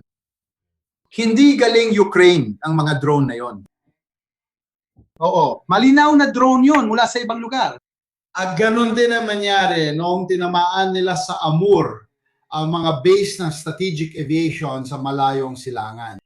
Hindi yon mga misil mula Ukraine. Nakita nating mga drone yon na lumipad mula sa mga truck na dumaan malapit. Sa particular na kaso ng Omsk, maaring mga truck yon, maaring mga lihim na ahente na nag-organisa sa isang isba sa lugar na yon. O maaari ring simpleng may isang tao mula sa isang bansang malapit sa Omsk na tinatawag na Kazakhstan na nag-organisa at nagpalipad ng mga drone mula roon. Ang Kazakhstan, sa totoo lang, ay dating satellite ng Russia na ngayon ay tuluyan ng humiwalay, hanggang sa iniiwan na nila ang Cyrillic alphabet para lumipat sa Latin alphabet. Isa lang yan sa mga halimbawa. Simula ng atake sa Omsk, parehong Kazakh at Azeri ang napahayag ng suporta sa kalayaan ng Ukraine at nagsabing, naranasan din naming masakop ng mga Ruso kaya alam namin ang ibig sabihin nito. Maaring pumikit na lang sila sa ilang mga operasyon na hindi nila nakikita, hindi nila ito tinitingnan bilang masama sa ganitong paraan. Malaki ang posibilidad. At ang hangganan ng Russia at Kazakhstan na isa sa pinakamahaba sa mundo, marahil pangalawa sa pinakamahaba pagkatapos ng pagitan ng Amerika at Canada. Bukas na bukas ito. Walang mga bundok, walang kahit ano. Napakadaling mag-organisa sa isang lugar na kakaunti ang tao at umatake mula roon. Sasabihin ng mga makaruso, hindi maglalakas loob ang Kazakhstan o kung ginamit man, paparusahan ito. Mulay ang Russia sa ngayon. Ang Ukraine ay naghihintay pa rin. Wala itong kakayahan umatake sa iba. Hindi pa nga nito natatapos ang usapan sa Ukraine, paano pa kaya kung magbubukas pa ng isa pang front tulad ng sa Kazakhstan? Kaya oo, sa ngayon ay talagang hindi maganda ang sitwasyon para sa Russia. Tapusin muna natin ang mga technical na bagay at pagkatapos gusto ko ring pag-usapan ang mga posibleng senaryo kung ano ang maaaring gawin ng mga Ruso. Syempre, hindi nila kayang tapatan. Ibig sabihin, maaari silang gumawa ng mga drone na mas marami kaysa sa mga Ukrainian. Ni Katura Isa, nakikita nila kung paano ito ginagawa. Ang problema ay kung walang Starlink, walang artificial intelligence Starlink. senza l'intelligenza artificiale. Hindi lang sa pananaw ng pagsusuri sa kalupaan na gagamitin, kundi pati na rin sa mismong paraan ng huling paglapit sa target ng drone o ng misil. Hindi nila kayang ulitin ito dahil wala pa silang sapat na konstelasyon ng satellite para sa ganitong coverage. Ito rin ang dahilan kung bakit laging huli ang impormasyong natatanggap nila sa operasyon. Hindi nila tiyak matukoy ang hanay ng mga sasakyang militar ng Ukraine o tamaan ang mga target na nakatigil. Ang FAB ay tumatama sa nakapirming posisyon. Malakas itong bomba na may malaking potensyal dahil kilala na ang target. Kaunti lang ang nakita nating taktikal na gamit maliban kung may drone na nakakita sa nakalapag na eroplanong Ukrainian at doon nagkaroon ng tiempo para maglunsad. Isang atake pero lagi pa rin sa napakaliit na mga target. Hindi natin pinag-uusapan ang malalaking kampanya na siyang napansin natin. Ito ang mga puntong tinamaan ng Flamingo, ang mga pulang krus. Napansin ng mga analyst ng OSINT na, kung mapapansin mo, lahat ng ito ay malapit sa ilog na ito at sa katunayan, sa bawat pagkakataon, halos dito lang sila dumaan. Naposible naman pero nakita natin ang isang napakalaking pagbabago nitong huling panahon. Ano ang tinutukoy ko? Ang napakalaking pagbabago. Kung titingnan ang paggamit ng Flamingo na matagal nang pinupromote, sinabi na nila noong Setyembre ng nakaraang taon pa lang na gumagawa sila ng 120 nito. Kalokohan lang yan, pero unti-unti nang lumalabas. At anong napansin mo sa kampanyang ito kumpara sa nauna? Tulad ng drone, mas eksakto ang pantama sa ilang lugar, barko at refinerya at napansin din ito sa mga Flamingo. Makikita mo sa pula lahat ng mga napabagsak sa mga naunang pag-atake. Mapapansin mo na sa huli, 3 sa 5 ay mas maganda pa kaysa tagumpay ng iba pang mga pagpapalipad. Ngayon, hindi naman ibig sabihin bigla ka na lang sinuwerte, di ba? May nagbago ba sa Anzara? May sarili kaming mga teora. Baka binigyan nila siya ng TERCOM, ibig sabihin yung terrain contour matching na ginagamit para sundan ang lupa, baka nagawa nilang kumuha ng kung ano mula sa labas. Shadow, kasi pangunahing umaasa ang kanilang nabigasyon sa GPS, GNS, GNSS, ibig sabihin yung nabigasyong inersyal. Ang katotohanan na lumabas sila ngayong pagkakataon mula sa ilog at tinamaan ang isang target na may hindi pa nakikitang katumpakan. Ito ang tinatayang ruta ng mga analyst ng OSINT based sa mga video na ginawa ng mga Ruso kung saan makikita silang lumilipad sa itaas nila. Sinundan nila, gaya ng dati, ang kahabaan ng ilog tapos bigla silang lumihis mula rito. Sa Hilaga, makikita mo ang isang di pangkaraniwang ruta. Ibig sabihin, ginagamit mo ang ilog para hindi ka makita at pagkatapos ay lalabas ka sa lupa sa Hilaga. Ang ideal na ruta sana ay diretso, di ba? Yung pinakamaikli at yun ang napansin na ganun talaga ang naging galaw nila. Yung galaw na napansin din namin habang inaaral ang mga video sa Mosca, mga drone ng Ukraine na lumilipad sa pagitan ng mga gusali. Ang paggalaw sa pagitan ng mga gusali ay nangangahulugan na mayroon silang 3-dimensional na plano ng urbanong lugar ng Mosca. Itong pagtalon, kumbaga pasulong sa usapin ng technological na katumpakan, ay siguradong bunga ng pakikipagtulungan sa Anthropic Palantir at tiyak na dahil din sa mga konsesyon ng kanluran. Para magdigay ng ideya, yung 3 flamingo na dumaan ay hindi tumama kung saan-saan, kundi tumama sila mismo sa 3 bodega, 1, 2, at 3, eksaktong kung saan nila gustong tamaan. Kaya hindi na basta-basta tumatama kung saan, kundi eksaktong tinatarget nila. Parang football. Pero magdadagdag pa ako ng isa pang bagay. Sigurado merong technological na pag-unlad sa panig ng mga Ukranyano dahil sa tulong ng mga kanluranin at dahil na rin sa pagiging malikhain ng mga Ukranyano mismo. May isa pang puntong konektado sa nabanggit natin kanina. Ang kakayahan ng depensa panghimpapawid ng Rusya ay patuloy na nababawasan. At kaya habang mas hinihigop ito papunta sa Crimea, mas nababawasan ito sa ibang bahagi ng teritoryo. Kaya hindi lang ito usapin ng pisikal na pagkasira na ginagawa ng mga Ukranyano, kundi usapin din ito ng pamamahala ng mga Ruso sa kakaunting yaman para sa depensa ng teritoryo. Sa oras na bumaba ang kakayahan ng depensa sa himpapawid ng teritoryo, bakit nakatuon ng pansin sa Crimea at sa rehiyon ng Moscow? Otomatikong nagiging mas madali ang pantama gamit ang mas sopistikadong mga sistema sa mga target na nakakalat sa kailaliman ng teritoryo. At idinadagdag ko na, totoo rin ito para sa linya ng harapan dahil ang mga rekurso para sa depensa sa himpapawid ay nahahatak din mula roon. At ano ang mangyayari kapag nababawasan ang kakayahan ng depensa sa himpapawid sa kahabaan ng harapan?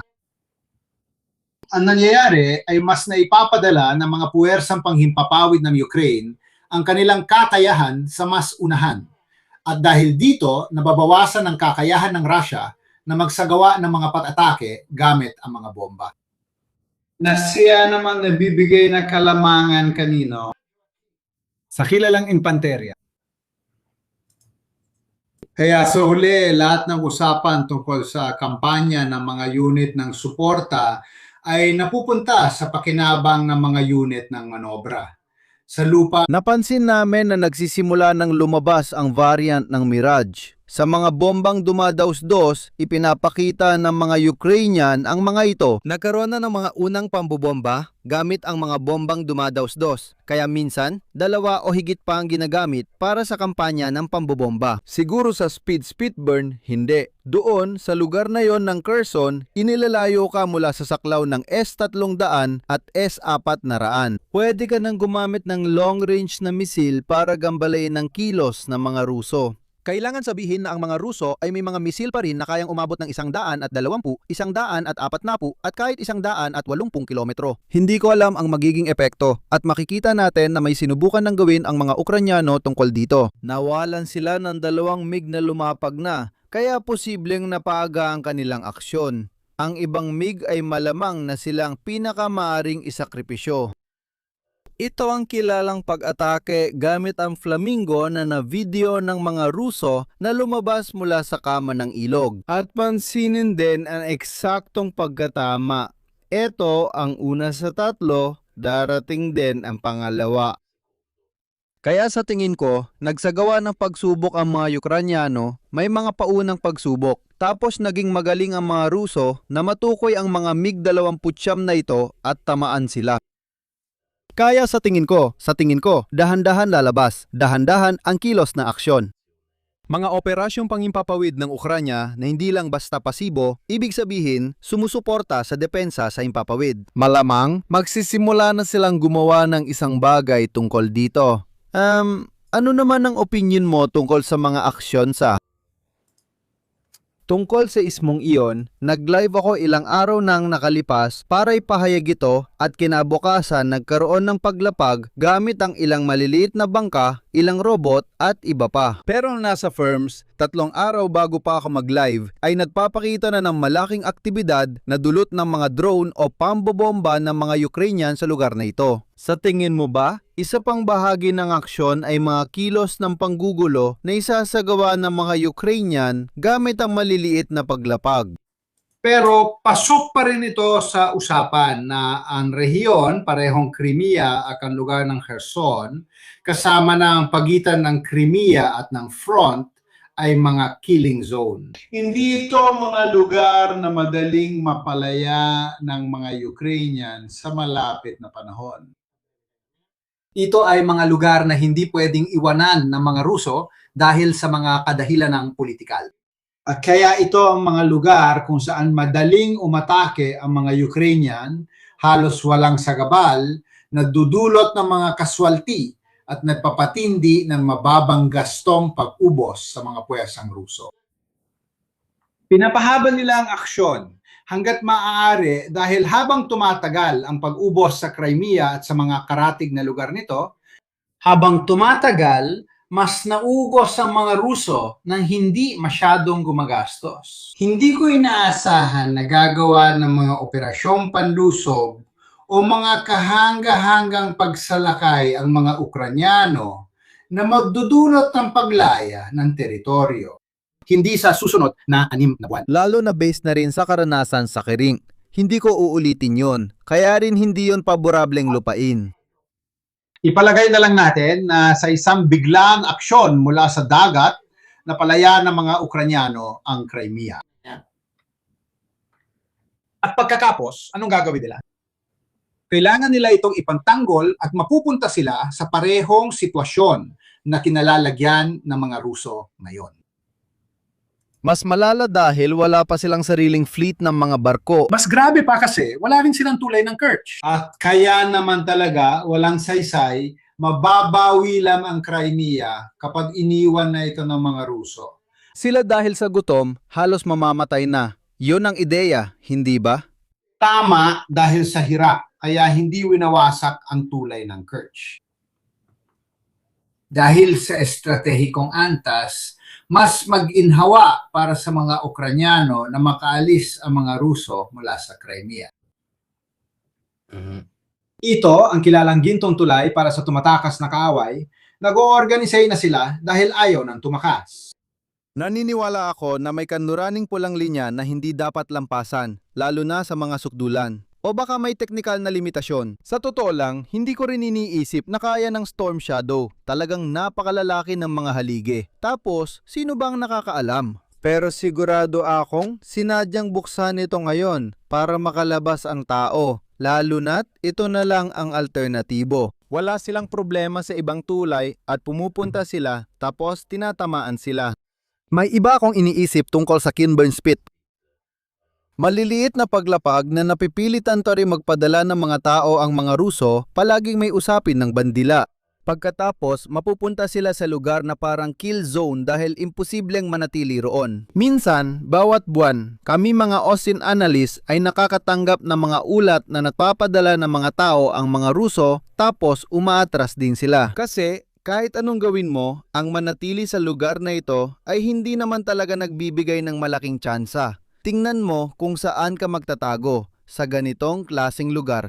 Kaya parang ginagawa nilang may isang bagay na kailangan nilang ipagtanggol tapos saka sila aatakehin ng mga drone. Sa tingin ko, kahit balita lang ng paglapag ng mga Ukrainian, kahit maliit na unit, ay magdudulot na ng problema sa Russia. Sa dami ng negatibong balita, kahit yung epekto lang nandito sila lumapag, may ginawa silang pinsala roon. Puro media lang talaga ito. Parang yung usapan ng pagpasok at pagpapakita ng litrato na may bandila sa isang lugar na sa totoo lang ay hindi naman nila kontrolado. At ginagamit ito para sa hybrid na digmaan, ginagamit para suportahan ang isang political na usapan, pero hindi naman ito nagdudulot ng resulta sa militar. Inilagay ng mga Ruso ang sarili nila sa sitwasyon kung saan napilitan silang magsagawa ng mga operasyong militar. Na sila ang sumusuporta sa kampanya sa media, samantalang dapat ay kabaliktaran. Dapat ang kampanya sa media ang sumusuporta sa operasyong militar. Pero para sa mga Ruso, kabaliktaran. Ang operasyong militar ang kailangang sumuporta sa kampanya sa media. At dito gumabalik tayo sa luma ng usapan na hindi talaga kayang makamit ng mga Ruso ang tagumpay sa labanan. Ang tanging bagay na maaring makamit ay ang makutol ang suporta ng Europa sa Ukraine. Para mangyari ito, kailangan nilang magsagawa ng hybrid na kampanya laban sa atin, laban sa populasyon ng Europa. At kumbinsiin sila na hindi makaliligtas ang Ukraine.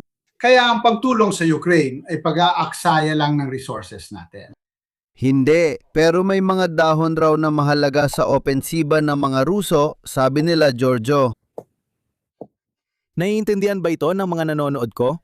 Sabi nila, lumilitaw ang mga dahon tuwing Hulyo, napatingin din ako sa orasan. Ibig kong sabihin, halos pareho lang ang tagsibol sa Ukraine at sa atin, siguro may isang buwang pagitan lang. Pero tiyak na hindi ang mga dahon ang pangunahing salik sa opensibang militar ng Russia, lalo na sa mga urbanong lugar. Pero sige na lang, ano pa nga bang magagawa natin? Ganyan talaga. Tukol sa panahon, kanina habang nag-uusap tayo sa telepono, sinabi ko na dito sa amin ay 16 na degrees ang temperatura. Pagkatapos dumating ang asawa ko, yung nandala sa akin ng pizza, at sabi niya, tingnan mo, 11 lang ang degrees. Na yon, malamig-lamig. Sa amin, 24, 26, 27. Depende kasi medyo mataas ang lugar ko, 580 metro, kaya medyo malamig-lamig sa amin. Pero magtiwala kayo, pag-usapan ulit natin yan pagkatapos ng 10 taon tungkol sa ilang mga desisyon. Huling tanong Napapansin ng mga Ruso kasi sinusubaybayan ko ang militar at iba't ibang Russian vlogs. Kahit ang mga maging ang mga medyo siraulo at ang mga mas seryoso. napapansin na nila na hindi nila kayang ulitin ang estratehiyeng ito ng mga Ukranyano at nang basta depensa lang ay hindi sapat na estratehiya dahil sa laki ng bansang kanilang pinoprotektahan. Kaya ang mga pagpipilian mo at ang mga available na resources ay hindi sapat, dagdag pa rito, isa itong passive na desisyon. Paano mo mapipigilan ang produksyon ng mga Ukranyano kung karamihan nito ay doon mismo binubuo sa Ukraine at nakadepende ito sa suportang kanluranin at sa produksyong nakakalat sa buong Ukraine? Ilang bansa sa kanluran, ang pagpapalawak pa sa ibang bansa ay parang pagpapakamatay, maliban na lang kung ito ay isang bluff. Ginamit ko ang game theory, hindi ba? Ano kaya ang pinakamapanganib na senaryo para kay Putin, yung maaring magdulot sa kanya ng pinakamalaking kapalit o maging lubos na mapanira? Alam mo ba kung ano yun? Isang pag-atake sa NATO? Kasi kung maraming bansa ang literal na natatakot, mababasag ang samahan. Pero kapag nagkamali siya at nagkasama-sama ang lahat, siguradong mapanira ito sa Rusya. Kaya ito ay parang all-in. Taya o hindi taya, siya lang ang pwedeng makapigil sa suporta para sa Ukraina. Mayroong panloob na pagkakabahabahagi, isang pagtaas ng tensyon sa pinakamataas na panganib na maaari magdulot ng matinding pagkawasak o lubos na pagsuko depende sa sitwasyon. Kung tulad ng Italia ay magsasabing hindi sila sasali sa direktang digmaan, sa tingin ko hindi mangyayari ang ganitong pagkakabahabahagi. Sa tingin ko may mga bansang aatras gaya ng Italia. Pero may iba ring sasamantala sa pagkakataon, katulad ng Polonya, bansa sa Baltiko at mga bansang Nordiko. Kaya baka mas kaunti ang mga bansang kasali, pero talagang buhos ang suporta nila, hindi yung parang wala lang. Pero pinag-uusapan nila ito sa Rusya, madalas naming napapanood ang TV ng Rusya at lahat ng lumalabas sa TV ng Rusya ay planado. Lahat ng sinasabi nila ay may dahilan kung bakit sinasabi. Seryoso nilang pinag-uusapan doon ang posibilidad ng ganitong uri ng paglala. Kasi ano pa ba ang paraan nila para pigilan ang kampanya ng Ukraine? Ibig sabihin, totoo na pinag-uusapan nila ito at siguradong may natutulak na gumawa ng isang bagay na hangal. Halos araw-araw din silang nag-uusap tungkol dito. Pinag-uusapan nila ang pagsira sa Moscow, London, Paris o Berlin gamit ang mga sandatang nuklear. Roma, hindi pa rin nabanggit. Lulubugin ang Inglaterra? Makakarating ba tayo doon? Hindi yun gagana kailanman dito. Kailangan talagang magbigay ng isang malaking paliwanag kung paano gumagana ang deterrence ng NATO. Walang sinuman ang maaaring umatras, kahit ang Italia, dahil sa isang napakasimpleng dahilan. Ang mga puwersa ng iba't ibang bansa ay sinadyang ikinalat sa buong posibleng harapan. Saan man magtangkang umatake ang mga Ruso bilang isang uri ng provokasyon, sa pagtatangkang makalika ng pagkakabaha-bahagi sa loob ng NATO, tiyak na matatamaan nila ang mga Canadian, Mga Canadian, mga Aleman, ng lahat ng bansang Europeo na nandun na. Para sa kahit anong gobyerno, napakahirap sa politika ang umatras kapag ang mga sundalo nila ay naapasok na sa labanan.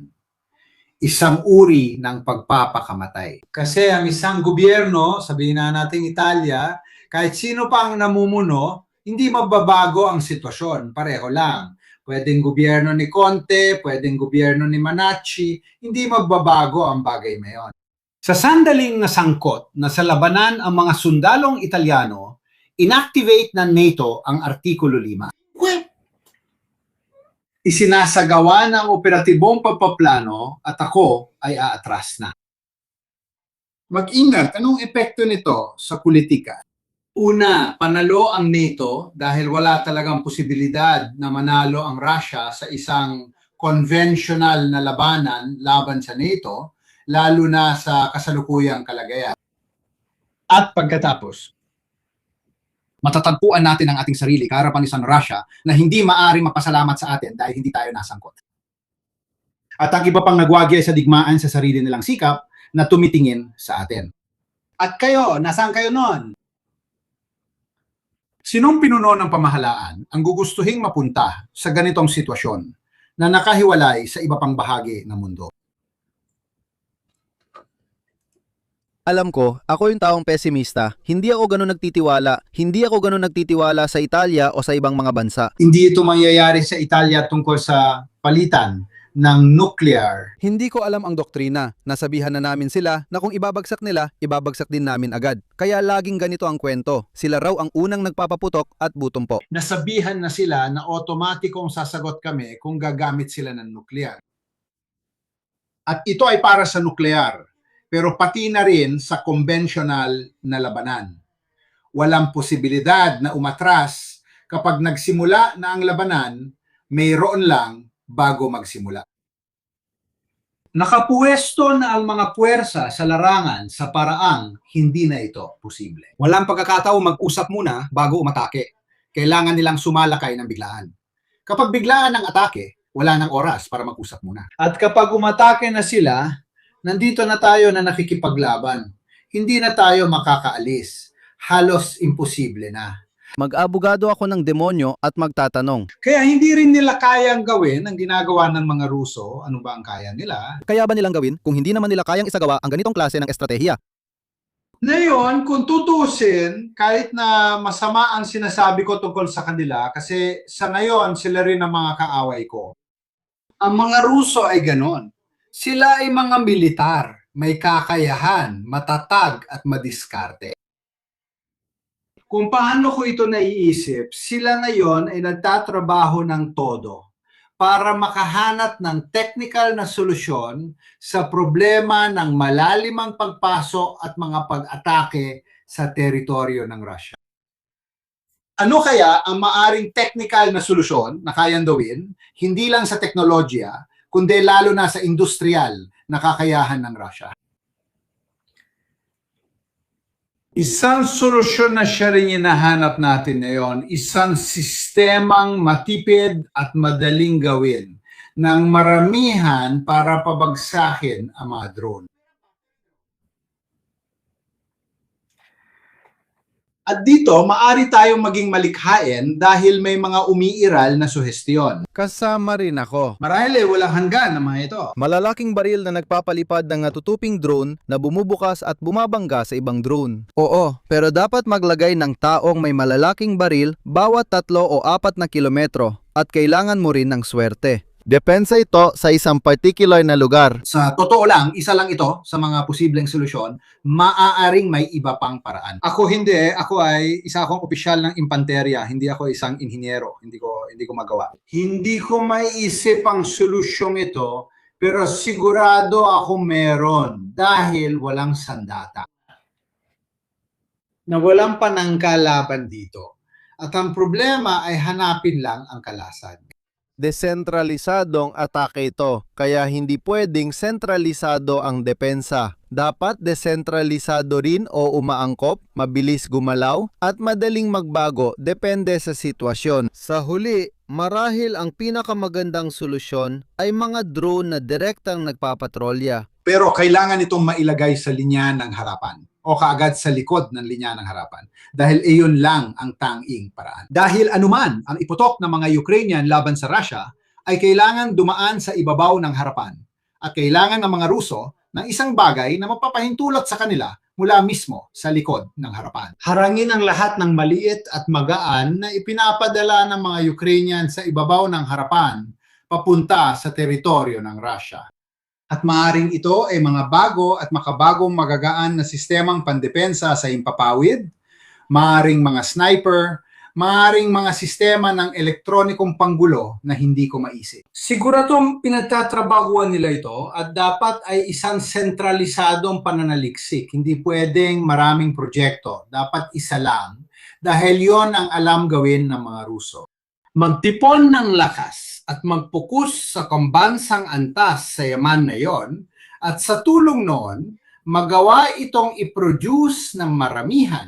Palagay ko, ginagawa nila ito dahil yun lang ang paraan. Hihingi sila ng tulong sa mga Chino dahil sila lang may satellite coverage at AI na teknolohiya. Hindi umiira lang mga Ruso. Wala talaga sila. Wala sila sa radar. Kaya, ang tanging makakatulong sa kanila ay ang mga nabanggit ko. Dito, mula sa pananaw ng pagsusuri, pati na rin sa pag-aanalisa kung saan maaaring makarating ang mga drone ng Ukraine, anong ruta ang tatahakin nila dahil pwede kang gumamit ng AI. Sa isang banda, sinusuri nito kung ano ang pinakamainam na ruta based sa posisyon ng aking mga depensa at sa kabila naman, sinusubukan nitong intindihin based rin sa posisyon ng aking mga depensa. Ano ang rutang pipiliin mo? At sa ganitong paraan, mas mapapamahalaan mo ng maayos ang mga resources.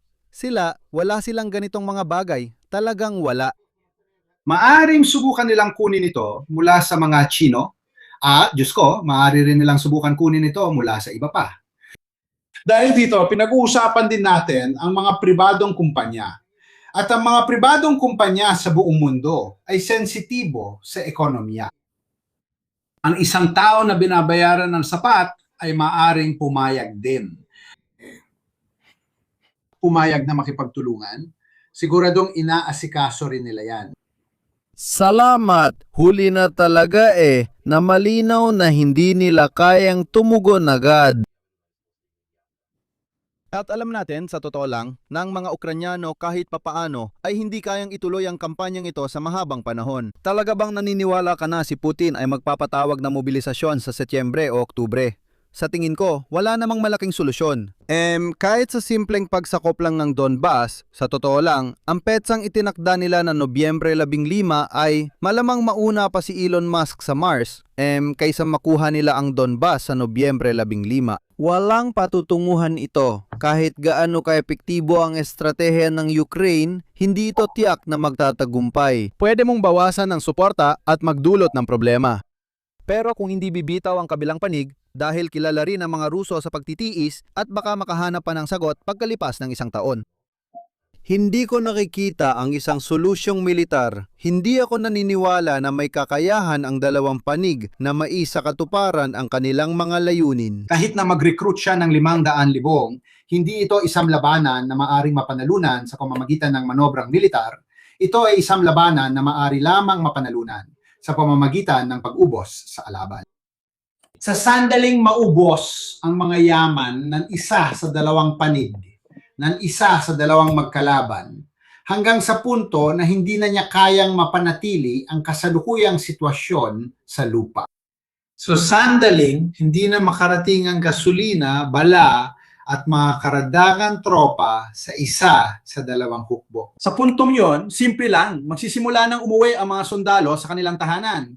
Isa itong labanan na oo.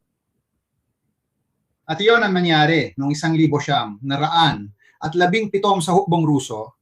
Simple lang silang umalis. Napansin ko ito, Giorgio, hindi ba? Parehong mga estratehiya, sa isang paraan o iba pa, ay naglalayong pahinain ang suporta ng masa. Ginagawa ito ng mga Ruso sa mas magaspang na paraan. Ipinapadala sila sa lamig para mabali ang loob ng mga Ukranyano. Ang napansin ko naman sa tugon ng mga Ruso, kasi kailangan talagang sabihin kahit papaano, nagawa ni Putin sa loob ng 4 na taon na hindi maramdaman ng mga Ruso ang digmaan. Ganon din ang epekto ng Afghanistan at Iraq sa atin, di ba? Malalayong digmaan na hindi tayo apektado. Napansin kong hysterical ang reaksyon ng maraming Ruso sa mga krisis na mas maliit naman kumpara sa dinaranas ng mga Ukranyano dahil hindi sila sanay. Sa tingin ko, 4.5 taon nang nasanay ang mga Ukranyano sa hirap at takot, samantalang ngayon pa lang ito nararanasan ng mga Ruso. Bigla itong dumating sa kanila kaya wala silang oras mag-adjust. Hindi ito unti-unti. Isang biglaang dagok ito na hindi sigurado kung kakayanin ng mga tao, lalo na't ito ay isang napaka-personal na usapin. Ang pananaw ng Russia tungkol sa sarili nila, ng mga Ruso tungkol sa kanilang sarili, tungkol sa namumuno sa kanila, tungkol sa may kapangyarihan. Napapansin ko na lahat pumupuna, pero walang may lakas ng loob na pag-usapan, si Putin mismo. Laging may pumupuna, pero sino ba talaga ang may sala sa depensa sa impapawid? Bakit walang napapanagot at mga ganitong bagay? Tumingin-tingin lang sa paligid pero hindi kailanman tumitingala. Napansin ko rin ito sa blogospera. Pero ang katatagan ng mga Ruso ay parang bato. Ibig sabihin, mas madali para sa kanila na pumikit at huwag tumingin. Hindi nila matanggap na nagkamali sila sa lahat ng bagay. Kaya sila. Literal na, ibinabaon nila ang ulo nila sa buhangin. Sinasabi nilang may tiwala sila sa pinuno at naghihintay lang. Naghihintay sila hanggang masunugan ng kubit nila. Ang matibay na resistensya ng granite ay kakaiba dahil ang granite ay kayang tumagal sa matitinding pressure. Bigla na lang itong sumasabog at naduduro. At ito ang panganib ng pagbagsak ng lipunan. Pagbagsak ng lipunan sa Rusya na sa totoo lang kinatatakutan ko. Hindi dahil natatakot ako sa nuclear holocaust, hindi rin ako natatakot na mapunta ang mga bombang Ruso sa kamay ng mga terorista. Ang kinatatakutan ko ay ang mga grupo ng mga gutom na Ruso na dadagsa sa ating bansa dahil sila'y nagugutom. Magkakaroon tayo ng dalawang bansang nasa matinding krisis, Russia at Ukraine, na kapag pinagsama ay may 180 milyong tao. Hindi madaling pamahalaan ng mga ito. Nakita na natin ang Russia noong dekada 90. Sa palagay ko, madadamay din ang Belarus dahil konektado naman ito sa usaping pang-ekonomiya. Tiyak na tiyak. At iba pa. Kaya ako, sa totoo lang, umaasa na bago magising ang populasyon ng Russia at gumawa ng isang bagay na hangal, magising muna ang mga oligarko ng Russia. Na mapagtanto nila na dito, kung hindi tayo tikilos, mawawala sa atin ang lahat. Umanggasa ako sa kudeta sa palasyo. Salamat. Yon ang pinakamalamang na mangyari na may maganap sa loob mismo. Sinasabi ko sa iyo, nito mga huli, lumalabas na, bukod pa sa lahat, ay mas malaya nang nagkokomento, ang mga kritisismo ay nariyan. Hindi ko binibigyan ng ganap na halaga. Noong isang araw, may isang mamamahayag na Ruso na literal na nagsabi, dapat magbitiw si Putin. Ibig sabihin, hindi mo maiisip yon dati, kung sinabi niya yon ilang buwan na ang nakalipas, baka nahulog na siya sa bintana. Ayon sa mismong military bloggers na nag-aanalisa ng sitwasyon, wala tayong nararating kahit mag-recruit pa tayo ng dagdag na 250 milyong tao dahil yan ang bilang. Pinag-uusapan din kung gusto pa nating mag-recruit ng iba pa, kahit gano'ng karaming tao pa ang gusto nating gamitin para makuha ang elevasyong 243. Gaano karami pa ang gusto nating gastusin para makuha ang Donbas? Kapag nakuha natin ito, kapalit ng isa na namang 250 milyong sugatan, patay at iba pa, anong naresolba? Sila na mismo ang nagsabi niyan, ipinakita ko na rin sa inyo sa mga naunang live. Kung gumastos pa tayo ng 250 milyon, akala nyo ba susuko ang mga Ukranyano kapag nakuha natin ang Kramatorsk at Sloviansk? Wala ba silang solusyon? Parang tuloy-tuloy lang ang sitwasyon. Dahil wala talagang totoong solusyon at walang may lakas ng loob na pigilan ang pagguho ng lahat ng ito, hindi kayang pigilan ng mga kliniko Ang kaya lang nilang gawin ay subukang hadlangan ito. Tuloy-tuloy lang ang makinang Ruso at mga pula, tila nakasanayan na at dahil narito na tayo sa ganitong sitwasyon. Walang sinuman sa mataas na antas ang naglakas loob o nagtapang na aminin ang pagkakamali at itigil ito. Walang solusyon. Sa totoo lang, sa kasalukuyang kalagayan, masasabi kong si Putin ay kailangan gumawa ng aksyon. Dahil kung hindi, parang wala na siyang kontrol sa sitwasyon. Siya ang autokrata. Siya ang kailangan magdala ng solusyon. Natatakot ako na ito ay isang malaking mobilisasyon. Ang kaya lang niyang gawin ay ang sikat na mobilisasyon na sa totoo lang wala namang malaking epekto. Dahil bukod sa lalong pagbawas ng lakas, paggawa sa industrial na produksyon, at paglikha ng pagsisikip sa organisasyon ng lokal na pagsasanay ng hukbo. Hindi naman ito makakatulong dahil ang bilang ng mga sundalong kayang suportahan sa harapan, yun lang, hindi mo naman pwedeng dagdagan pa. Magkakaroon ka ng mas maraming reserba at sa teorya, maaari mong simulan muli ang paggamit ng mga pag-ataking dagsa ng tao. Ang mga pag-ataking dagsa ng tao na nakita natin ay sumasalpok naman sa tinatawag na pader ng mga drone. Na kung hindi nila mahanapan ng solusyon para makabagsak ang maraming drone sa linya ng harapan, kahit na may 500,000 na reserbang sundalo, hindi pa rin yun magiging solusyon. Ang problema ni Putin ay kung gagawin niya ang mobilisasyon sa taglagas, eksakto sa panahon na nagsisimula ng lumamig. At magawa ng mga Ukrainian na ngayong taon ay ang mga Ruso ang magdusa sa lamig. Ito na marahil ng sandali na gaya ng sinabi mo. Ang Ruso na nagulat na parang nasusunog ang puwitan kahit na itinago niya ang ulo niya sa ilalim ng buhangin ay kumikilos at gumagawa ng isang hanggal na bagay. Sasabihin ko, oo, yun ang sinusundan nating lahat. Pero pati na rin ang ilang mga galaw, hindi ba? Mga pagharang sa internet, ang mga VPN, ito at yon, lahat ng ito ay mga hakbang na nakatuon pa rin sa pagkontrol ng opinyon ng masa, sabihin na nating bawasan ang kontrol na meron din ang mga militar, vlogger at iba pa sa komunikasyon pagdating sa digmaan dahil naging mas critical na sila at iba pa. Napapansin natin na si Peskov ay binago ang terminolohiya. Kamakailan, sinabi niyang digmaan ito hindi na espesyal na operasyon. Paraan din ito para ihanda ang opinyon ng publiko sa mga susunod na desisyon at iba pa. At kamakailan lang ay pinag-uusapan ng pagbabalik sa pagpapalawak at mobilisasyon. Halos lahat ay umaasang lalabas ito, kaya naiintindihan din ang timing ng pag-atake ng Ukraine. Polto, tiyak na bahagi rin ito ng pagsira sa suporta para, sabihin na nating, bawasan ang kakayahan ni Putin na gumawa o magpataw ng mga ganitong desisyon. Halos lahat ay inaasahan na itong mangyayari, maging sa loob ng Russia o sa labas, na malamang kilala ang mga Ruso sa pagiging matigas, hindi sila basta-basta umatras. Kapag nagkamali, mas gusto naming doblehin pa dahil pakiramdam namin kulang pa nag-amit. Para sa lahat ng mga istorbo na nakikita ko, mga tao na sinasabing babagsak ang Russia dito, hindi totoo yon. Sinasabi natin na sa paglabas ng mga drone, sa mga bagong estratehiyang ginagamit, hindi na lang ito usapan ng bilang. Kahit 1 milyon o kalahating milyong sundalo, hindi ka makakasakop sa Ukraine. Ito ay mga technological na solusyon, mas mura, mas napapatakbo mula sa malayo at hindi nangangailangan ng tao sa lupa.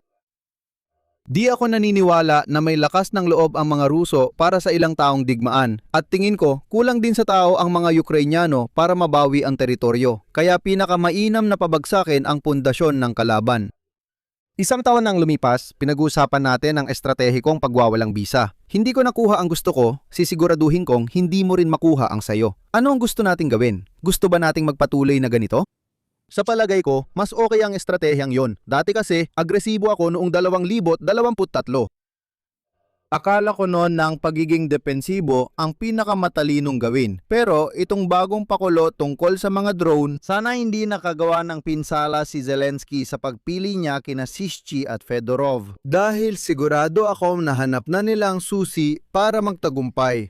Hindi para manalo sa digmaan, kundi hadlangan lang ang mga Ruso na ipagpatuloy ang kanila na para sa akin ay pinakamahalagang susi. Dahil sa huli, ang mga namumuno ang unang tumatanggap nito bago ang taumbayan. Sa tingin ko, nasabi na natin ang lahat. Makikipa ninyo ang listahan ng mga sanggunian sa ibaba kasama na ang paper kung gusto ninyong suriin. Kahit mula sa ekonomiko at mathematical na pananaw, ang mga pinsa lang natamo ng sistemang Ruso. Sa iba pa, sundan ninyo ang koronel, sundan ninyo ako, at magpapatuloy tayong pag-usapan ang digmaang ito at titingnan natin kung may isa sa amin na makakahanap ng ibang solusyon para mabago ang kasalukuyang kalagayan. Palaging nananatiling itim na sisne ang nakaraang live na ginawa namin kasama sina Kapitini at Moro, ibig sabihin ang pagdepende ng Ukraine sa mga panlabas na puwersa na magbabago sa susunod na 2 taon. Salamat. Sa kanila, wala talaga akong tiwala. Ibig kong sabihin, tinutukoy ko ang mga partido sa Inglaterra, sina Telon de Frontoy, Landel at Pen sa Pransya, na sa tingin ko ay isa sa mga salik na marahil ay nagtutulak kay Putin na ipagpatuloy ito. Mga ganon, sabihin na nating dahan-dahang papunta sa Donbas, umaasang magbabago ang balanse ng politika sa Europa at na ang pagbabagong ito ay mas pabor sa kanya at hindi pabor sa iba.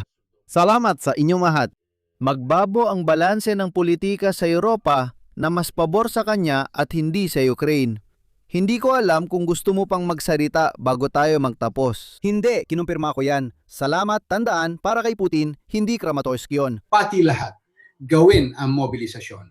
Salamat sa lahat. Ginagagawa lang ito para matiyak na may sapat na dagdag na tropa ang hukbo para ipagpatuloy ang mga pag-atake papunta sa Kramatorsk na natatapos gaya ng nakita natin. Ang tunay niyang layuning estratehiko ay paghiwalayin ang Europa mula sa Ukraina. Para paghiwalayin ang Europa at Ukraina, kailangan niyang ituloy ang hybrid na digmaan, manakot, at kumbinsihin ang mga bansa na walang silbi at hindi kapakinabang suportahan ang Ukraina. Kaya bumoto para sa mga partidong naglalayong baguhin ang mga pulisya. Napansin ko rin, di ba, Giorgio, ang paglala ng ganitong retorika, bukod pa sa mga pag-atake na nangyari dahil sa akin, Yung Roscomanzor at iba pa, lahat. Napansin ko nitong huling 8 hanggang 9 na buwan, lalo itong tumindi. At nakikita ko rin ito sa asal ng mga taong pabor. Yung bagay na yon at na nagiging mas bastos pa. Oo. Mas agresibo, mas bastos, at naging hindi gaanong sopistikado. Salamat sa lahat, mas bastos. Oo, mas agresibo, mas bastos. naging hindi na siya gaanong sopistikado. Nakatuon sa ilang taong sumusuporta pa rin sa Ukraina. Napansin ko yon kahit saan. Yung lalaking gumagawa ng retrato na pinatay sa Polonya, pinaslang at ibiputi. Oo. Salamat din sa pagbanggit ng bigat ng epekto ng isang tao sa lahat. Gumagawa siya ng mga painting na ganon. Salamat ng kaunti, napansin ko. Salamat sa lahat. Magandang hapunan. Maraming salamat kay Coronel Stirpe at magkikita tayo. Nanonood na kami ng may pizza sa harap ng lahat. Gusto kong mapanood ang mga laro, ang semifinals at ang finals. Salamat sa inyong lahat. Salamat, Presidente Madaluno, sa isang bagong country profile, geopolitika, kasaysayan at kultura. Salamat sa inyong lahat. Kamusta, Mirko? Magandang gabi sa inyong lahat. Kayong lahat. Kamusta, Mirko? Magandang gabi sa lahat.